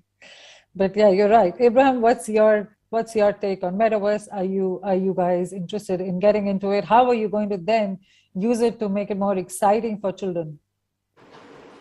We are very excited about the possibility of, from our point of view, it will probably be an opportunity to harness engagement with our audiences, and if that process actually helps in incrementing the watch time that we have and incrementing the engagement that we have with our kids, right. That's great. And my personal hunch about this is that any organization which has got good IP and which has got a good recall, say an IP like say Chacha Chaudhary, and right. If I can create an entire metaverse experience around Chacha Chaudhary. I mean, I just mentioned Chacha Chaudhary because that's one of our IPs, which we, one of the few Indian IPs that we sort of market. So there are huge possibilities of the metaverse, and we are quite excited. Now, to what level of personalization and what level of recommendation would be allowed for kids is what we need to watch out for. Yeah. But definitely for a higher age group audience, the possibilities are much more. Right. So largely that would also be data driven. Yes, it'll all be data driven, absolutely. But the advantage that we have with the kids audience is that if we are able to harness them in terms of larger engagement, higher engagement, probably that will, end up being with us for a much longer duration. So we are very frankly, we are quite excited. And we are excited about the possibility of creating endless content because as somebody just mentioned, the whole thing is about, thinking quickly and how creatively you can create content which is metaverse driven so that you can, drive that engagement amongst your audiences is also something which is going to be, very, very important as we enter that universe because yes. As of now, we are all, we've got no clue as to how it will be, but we hope that it's going to be very big and it will come with a lot of opportunity. But yes, we are definitely, very, very positively and interestingly looking forward to that. That's good to know. So exciting time for children and parents alike. Closing remarks from all of you in terms of anything that you would want to say to content creators, anything that you would want to say to brands or to customers, and any advice to anyone out there on using video, harnessing ROI, and sort of resonating with your audiences. Rahul, starting with you. Wow, okay. That's a lot of... I don't necessarily have an advice to people. I think, the video business is a creative business, and we have to put that creativity in. I think, like Saurabh mentioned, we get a lot of data, but what do we do of the data is important. And I think that's where I would, where we are focusing as a company, and the more I engage with our, partners, our agencies, that's more of a discussion we do these days. I think that's where the world is moving. As marketeers and brand owners, we should look at that closely. Bring in the right balance of creativity and data is what we would like to achieve. So that's the focus with me. Oh, that's a great advice. Mansi. I think it's just very basic. Everybody knows the importance of video. Video is king. 80% of the internet traffic is video. Your customers more likely, 85% more likely to buy your product or service after watching a video. So the importance of video, and it's very exciting times that we are in right now. There's so much that you can.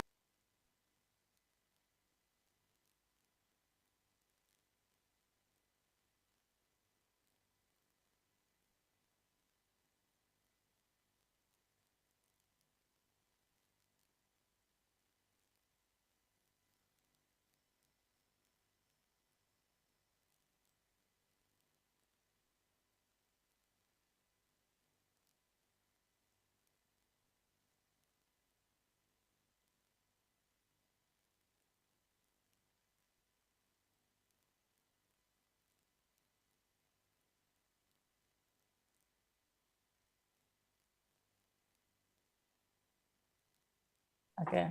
Okay, great. So I'll quickly run you through, or should we just?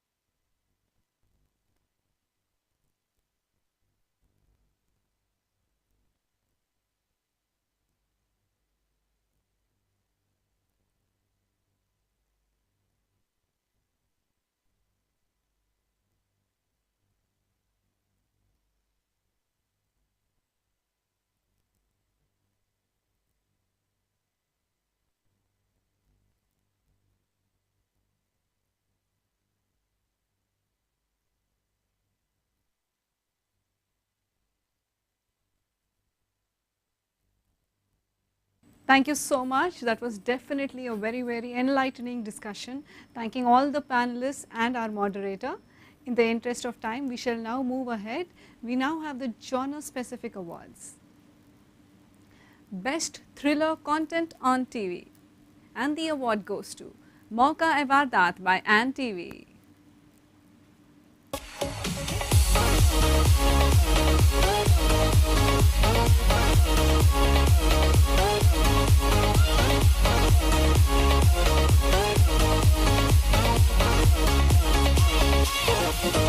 Hearty congratulations to the entire team. The next award this evening, Best Sports Video Content on Social Platforms, and the award goes to My 11th Circle into Divio Digital.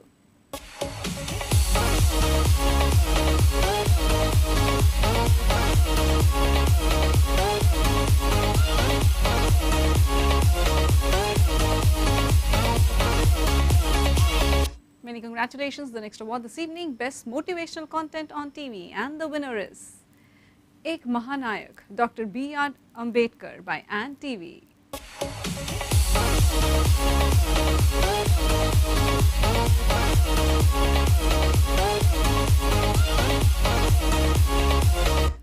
Ladies and gentlemen, the best entertaining video content on social platforms, and the winner is The Wars presents You Got Shift, Season 3 by 1862 OML.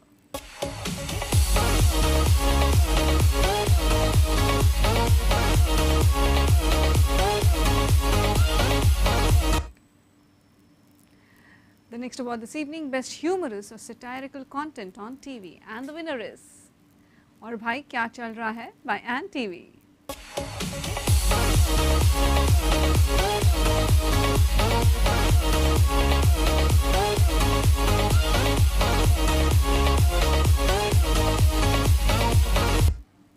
The next award this evening, Best Music Video Content on Social Platforms. The winner is Barish Ban Jana campaign for V/RN Originals by DBO Digital.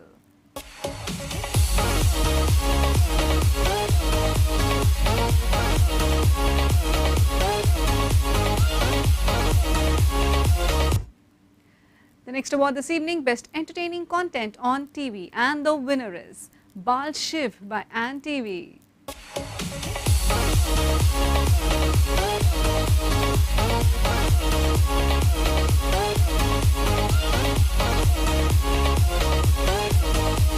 We move on to the next award, Best Educational Content on TV, and the winner is AETN 18 for OMG, Ye Mera India S7.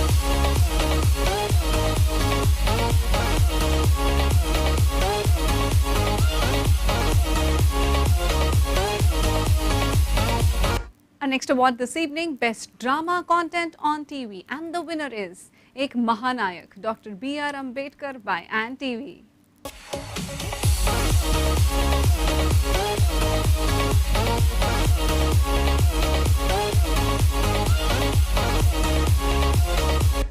We now move on to the Video Enabler Awards.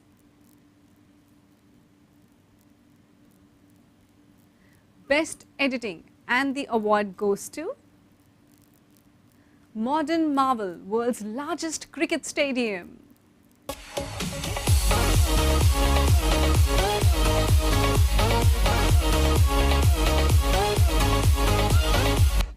Many congratulations to the team. The next award, Best Direction, and the winner is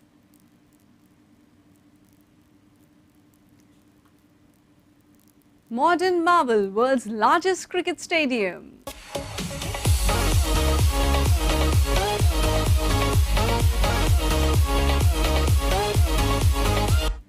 The next award this evening, Best Acting, Anchoring, Content Delivery, and the winner is Best Actress, Zee Bangla Cinema Originals, Monihara.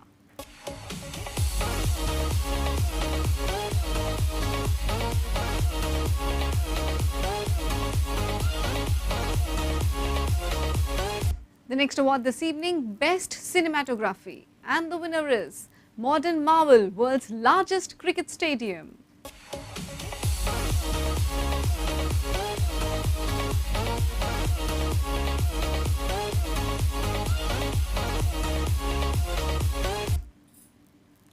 Next, we have the sector-specific video awards. Best video content in a traditional media campaign by a media enterprise, and the winner is Bal Shiv by Ant TV.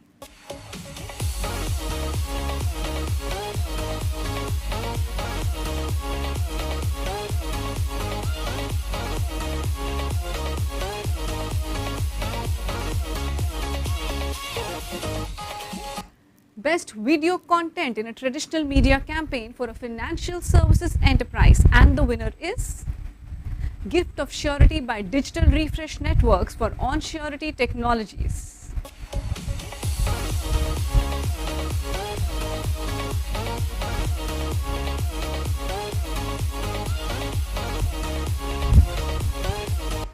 The next award this evening, Best Video Content in a Digital Campaign for a Cause, and the winner is Adani Foundation, supporting the revival of Namda art.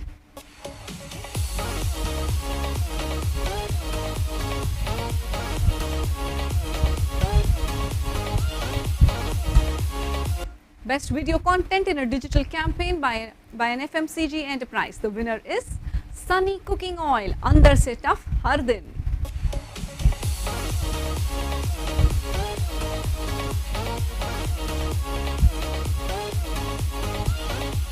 Best Video Content in a Traditional Media Campaign by a conglomerate, and the winner is Adani Sportsline Garv Hai campaign.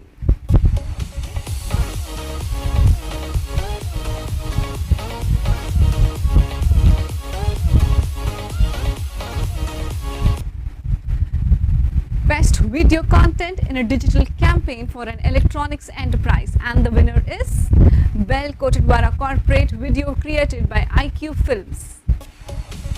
We have with us Mr. Suresh Ramachandran from IQ Films.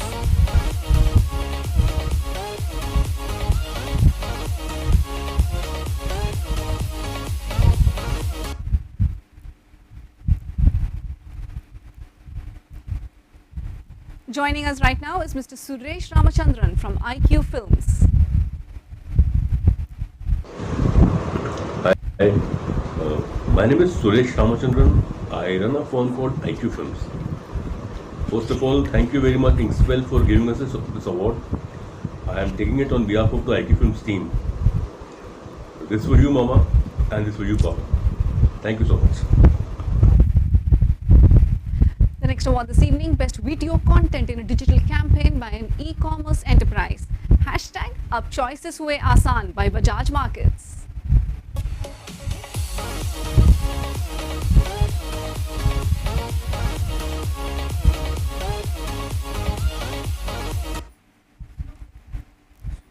The next award this evening, Best Video Content in a Digital Campaign for a Sports Enterprise. And the winner is Naam Banao, Naam Kamao campaign by Debut Digital.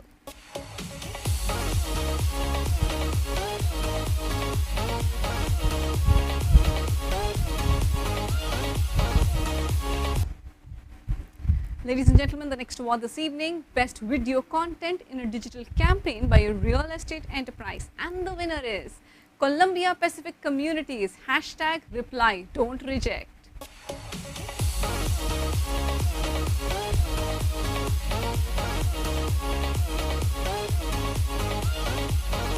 Joining us right now is Ms. Piyali Das Gupta from Columbia Pacific Communities. We're very happy to be receiving the best video content for a real estate brand for our campaign Reply Don't Reject that we did on the occasion of World Senior Citizens Day last year.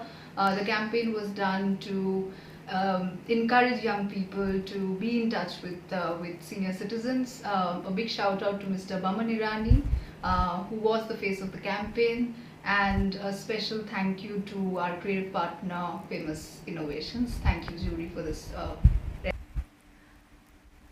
The next award this evening, ladies and gentlemen, Best Video Content in a Digital Campaign by a Media Enterprise. And the winner is AETN 18 for OMG, Ye Mera India S7.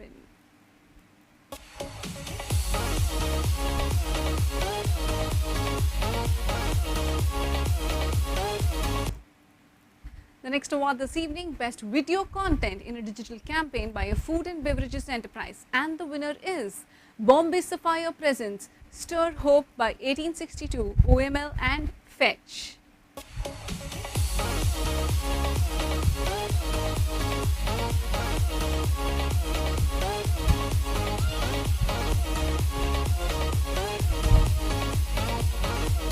Hearty congratulations to the entire team. The next award, Best Video Content in a Digital Campaign by a Financial Services Enterprise. And the winner is LogicServe Digital and HDFC by Online Campaign.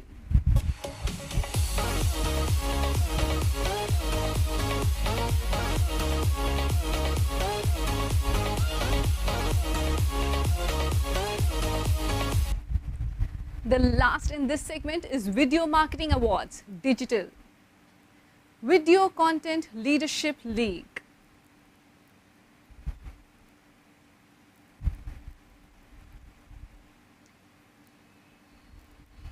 Top Video Content Professionals, Young Achievers. The award goes to Ms. Ria Ahuja, Associate Creative Director, Socheers.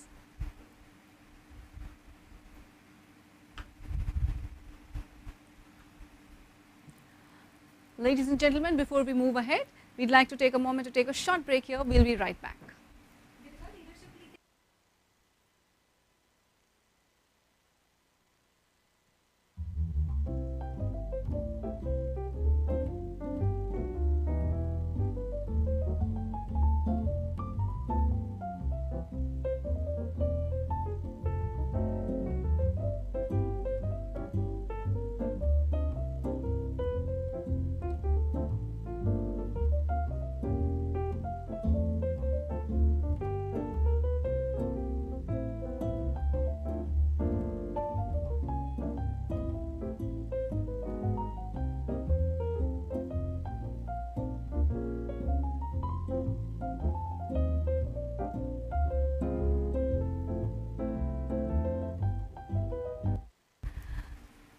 We are so sorry, there was a technical glitch, and we are right back with our awards. Video Marketing Awards Digital. Most innovative creative video content in a social media campaign, and the winner is Zee Bangla Mother's Day campaign.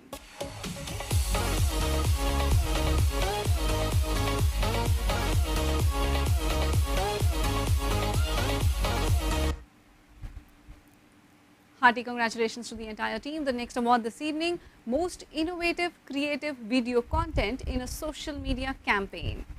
The award goes to The Family Man Job Hunt for Amazon Prime Video by Socheers.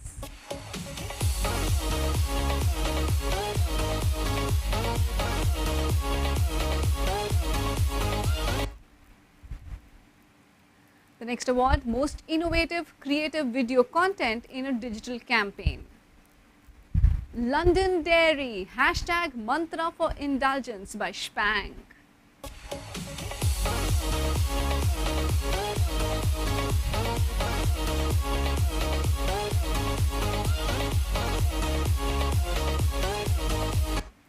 Ladies and gentlemen, the next award this evening, Most Engaging Video Content in a Social Media Campaign. The winner is Bombay Sapphire presents Stir Hope by 1862, OML and Fetch.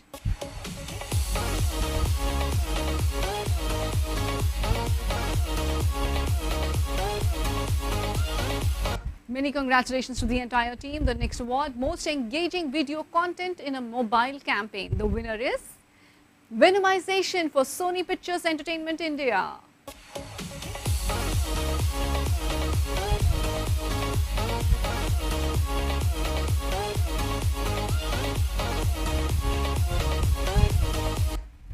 The next award this evening, Most Engaging Video Content in a Digital Campaign. The winner is HT Friday Finance by Aditya Birla Sun Life Mutual Fund.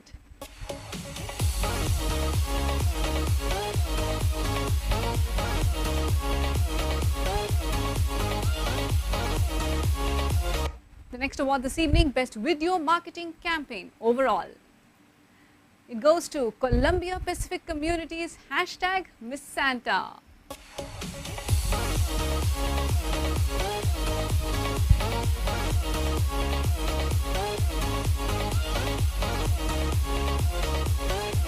Once again, we have with us Ms. Piyali Das Gupta from Columbia Pacific Communities joining us.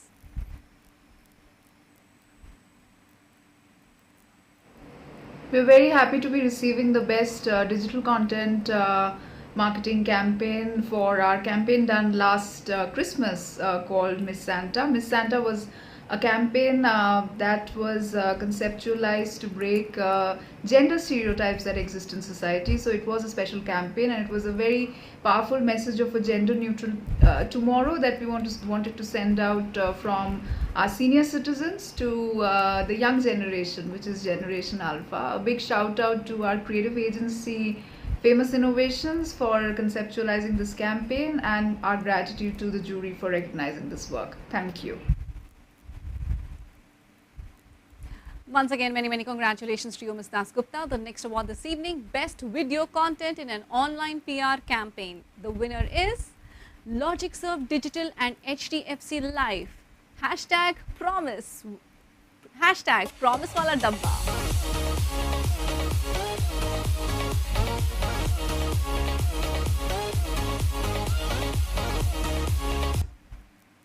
The next award this evening, Best Video Content in an Integrated Social Media Marketing Campaign. The winner is Wood Select Film Festival Social Media Marketing Campaign.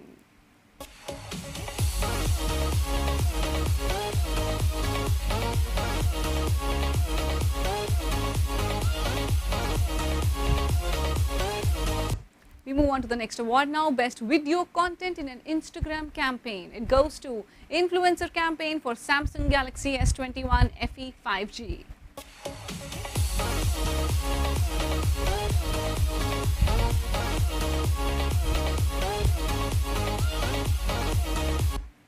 The next award this evening, Best Video Content in an Influencer Marketing Campaign. It goes to Rocky and Mayur in hashtag Road Tripping with RNM.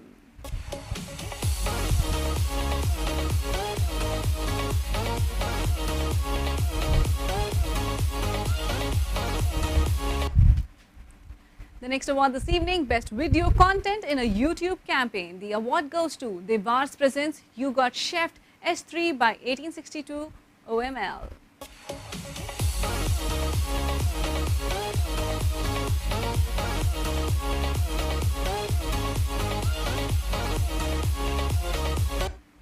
Best Video Content in a Viral Marketing Campaign. It goes to LogicServe Digital and Unwanted 21 Days. Hashtag Unwanted Gyan Se Savdhan.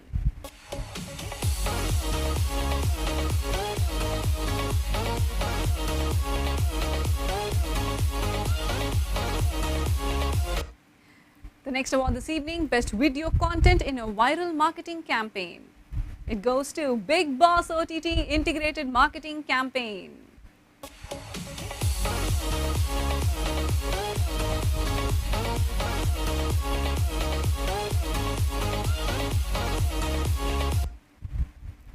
Moving on to the next award, Best Video Content in a Performance-Driven Social Media Campaign. It goes to London Dairy, hashtag Ice Cream for Ice Cream by Spank.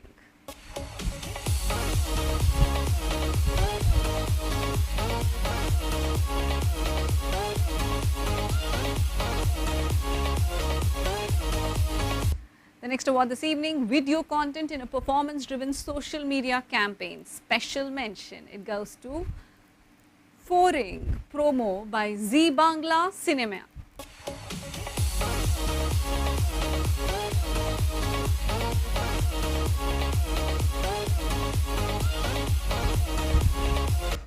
We now move on to the award Best Video Content in a Performance-Driven Digital Campaign. It goes to Sunny Cooking Oil, Andar Se Tough Har Din.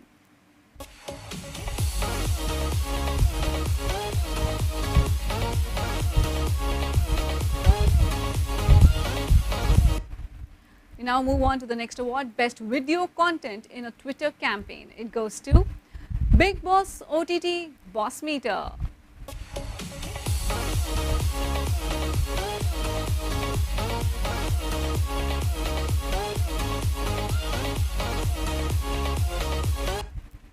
Now moving on to the next award, Best Video Content in a Low Budget Marketing Campaign, Digital. It goes to LogicServe Digital and Lighthouse Learning, Child in You and the One with You.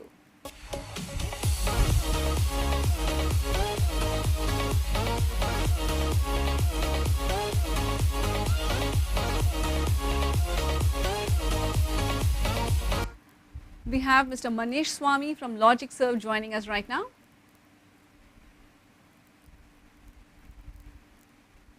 Hi everyone, this is Manish Swami from LogicServe team. Thank you Inkspell and the juries for this honor. Would like to take a moment and thank our clients HDFC Life, Mankind Pharma and Lighthouse Learning for believing in us and the ideas. Special thanks to our LogicServe's creative, social media and design team and our wonderful production partners, as all these video campaigns were kind of done during the strictest lockdown. So all the hard work and dedication towards the brands have paid off. So thank you and everyone have a great evening ahead. Cheers. Many congratulations to you once again. We move on to the next award, Video Content in a Low Budget Marketing Campaign, Digital. Special mention. It goes to Positive Aging with Ruskin Bond.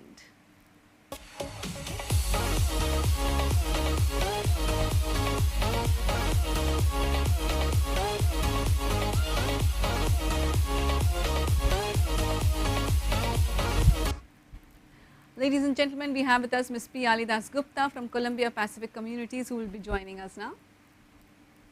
We are happy to be receiving a special mention for our campaign Positive Aging with Mr. Ruskin Bond that was done last year in the category Best Video Content in Low Budget.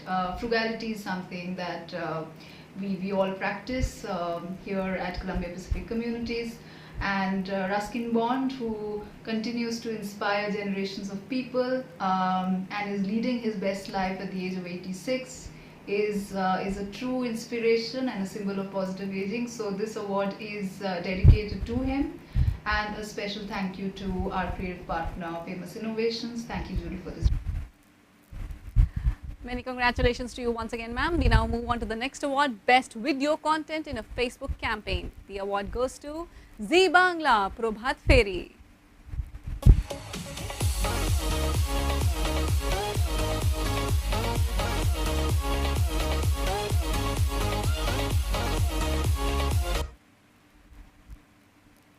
Congratulations to the entire team. The next award this evening, Best Video Content in a Digital Integrated Campaign. It goes to Big Boss OTT Boss Meter.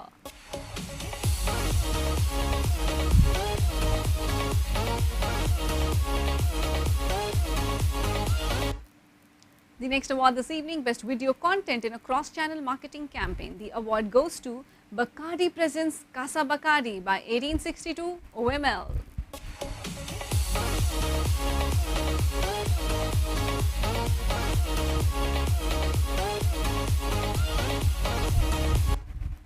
The next award this evening, Best Video Content in a B2C Marketing Campaign Digital. It goes to Big Boss OTT Integrated Marketing Campaign.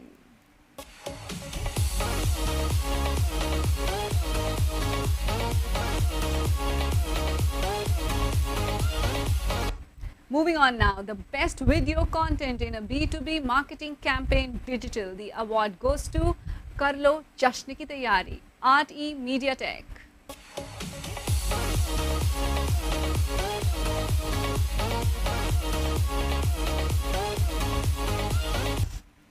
We now move on to the next award, Best Use of Advanced Technologies to Develop a Video Content Program. The award goes to Venomization for Sony Pictures Entertainment India.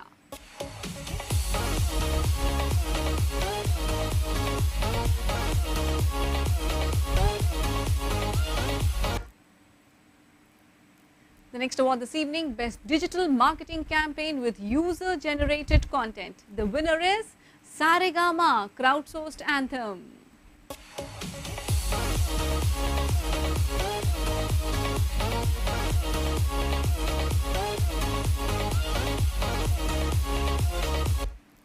The next award this evening, Best Digital Marketing Campaign with Animated Content. The winner is Reliance General Insurance Company Limited.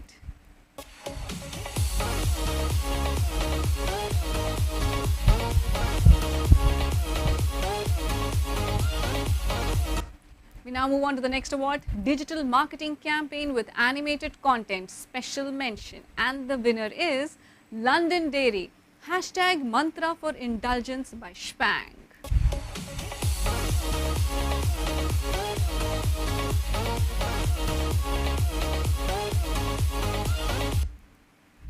We now move on to the next award, Best Digital Content during COVID-19 or Lockdown Campaign. The award goes to Sunlight Tantirong, SVF Brands.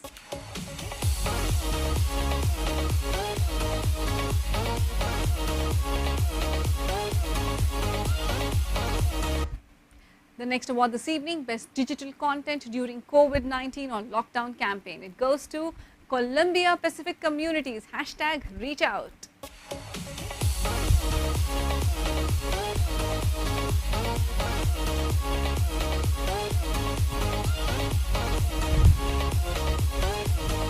We have with us Ms. Piyali Das Gupta from Columbia Pacific Communities to receive the award. We're very happy to have received the best digital content during the lockdown for our campaign Reach Out that we launched in the midst of the second wave of the pandemic last year. Reach Out was a campaign designed specifically for senior citizens who were feeling very overwhelmed by the situation, because we wanted them to reach out for help, for mental health support, and we tied up with Fortis Hospital for this particular initiative. Thank you so much for this recognition, and a big shout out to Dr. Sameer Parekh and the entire team at Fortis Department of Behavioral Sciences. Thank you. Many congratulations to you once again, ma'am. We now move on to the next award, Best Branded Video Content. Fino Matlab Fikr Not for Fino Bank by Egg First Advertising.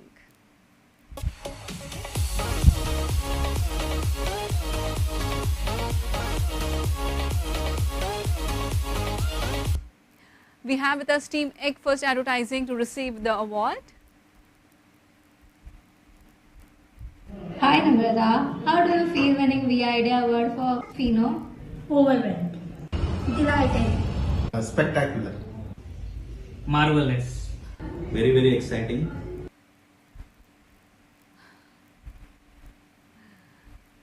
Many congratulations, Team Egg First. It's a great win indeed. We now move on to the next set of awards, Video Content Leadership League. Top Video Content Professionals, Young Achievers. The winner is Ms. Ria Ahuja, Associate Creative Director, Socheers.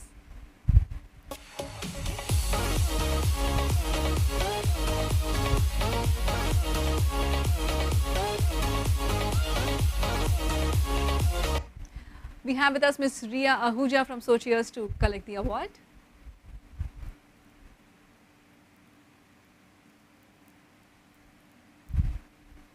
Thank you so much, Inkspell vIdea, for recognizing me as one of the top 10 video professionals of the year. This is such a huge honor and I'm so glad to be a part of it. Thank you so much. Many congratulations to you once again. The next award, Top Video Content Professionals Young Achievers. It goes to Ms. Zoya De Costa, Bacardi 1862 OML.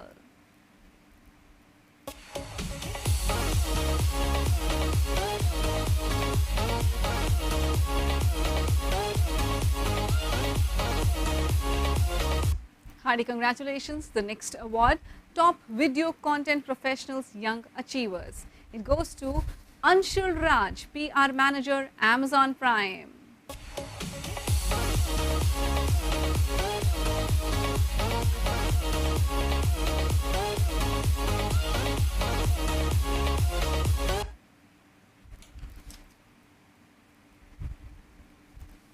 The next award, Top Video Content Professionals Young Achievers. It goes to Soumya Bhargava, Hershey, India.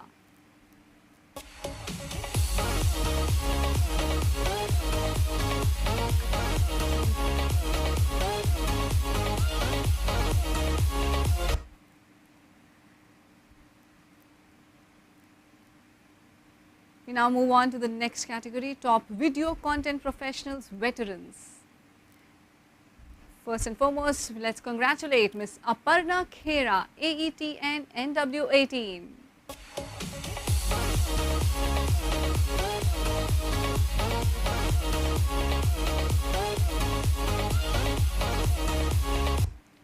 Our next winner in this category, Mr. Charles Nadar, Motilal Oswal.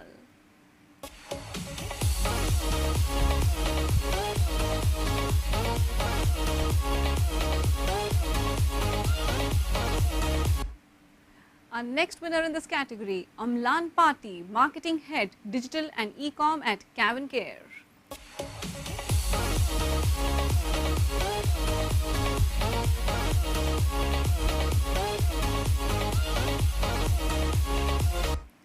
Our next winner this evening, Yogin Vohra, Associate Director, Digital Marketing.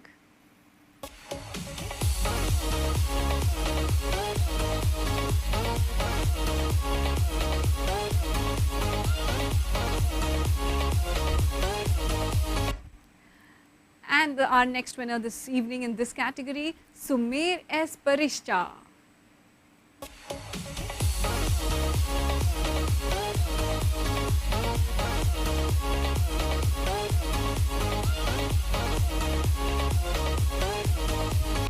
The next set of awards, Top Video Content Agencies Independent. Socheers Films, Socheers.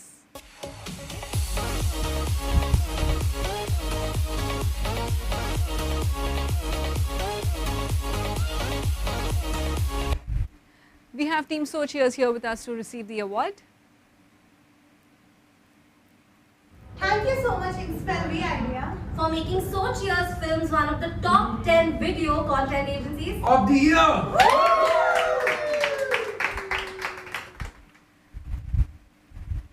Hearty congratulations to the entire team. The next award in this category goes to Bacardi 1862 India OML.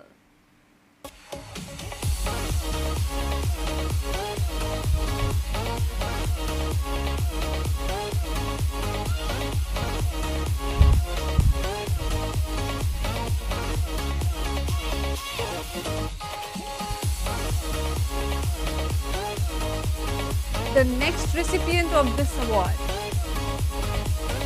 The next recipient of this award, Skepper Creative Agency. The next recipient of this award, Skepper Creative Agency.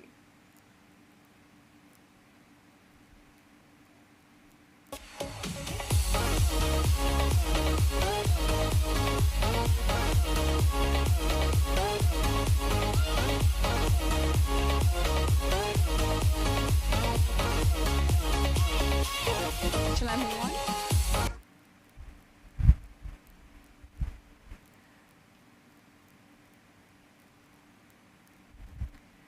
The next winner in this category, Lemon Tree Media.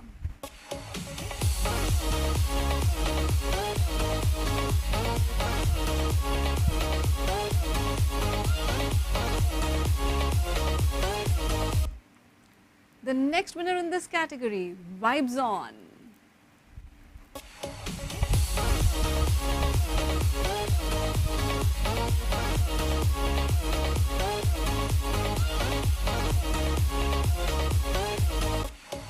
We now move on to the next set of awards, Top Video Content Agencies Network. The winner in this category, the first winner, Times Internet.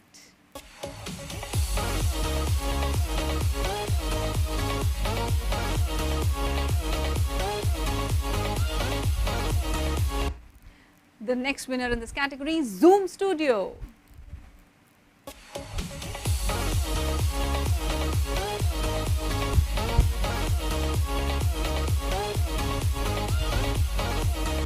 The next winner in this category, Group M.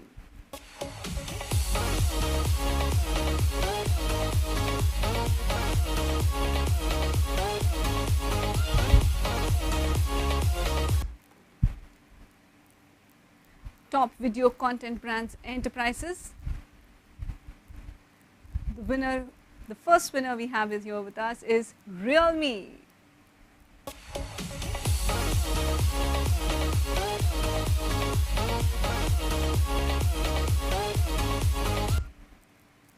And the next winner in this category, Boat.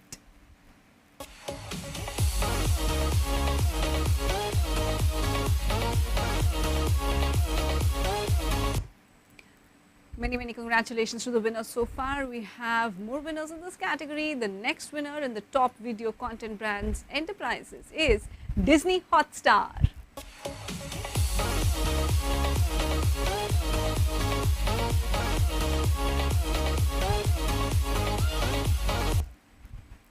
And the next winner is Hamleys.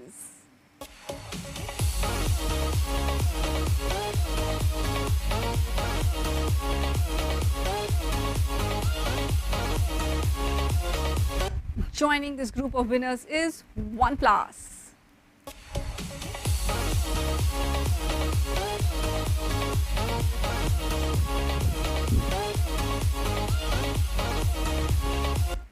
Now the wait is over and we move towards the most awaited segment of this evening, the Apex Awards. Video Leader of the Year. The winner is Mr. Jitendra Hirawat, Director, Socheers Films, Socheers.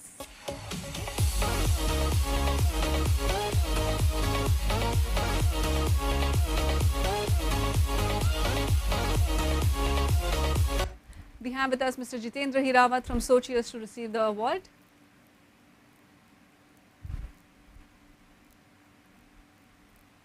Thank you, Inkspell vIdea people, for recognizing me as the video leader of the year. But I'm nothing without these wonderful folks here.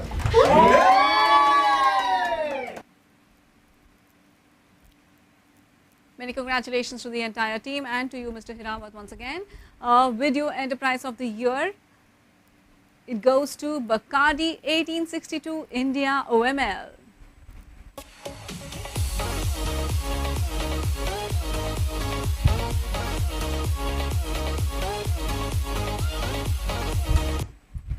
The next award this evening, Best Non-Fiction Series. It goes to The Vars Presents You Got Chefed S3 by 1862 OML.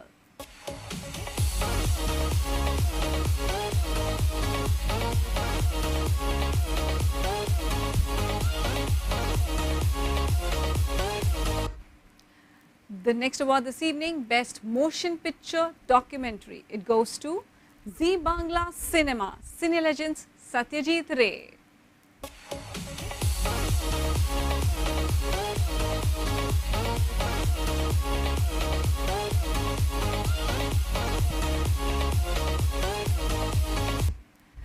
The last award this evening, ladies and gentlemen, Agency of the Year. It goes to Bakari 1862 India OML.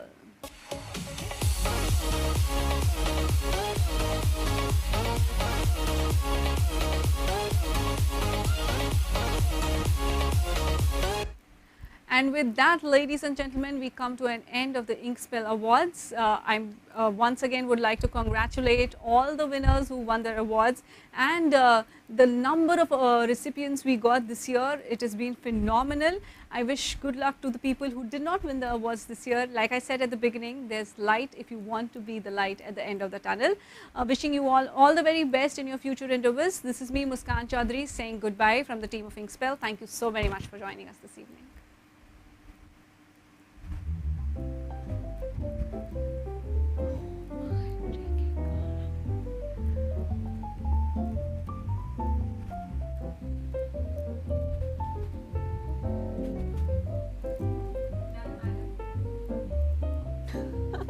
Acha, listen.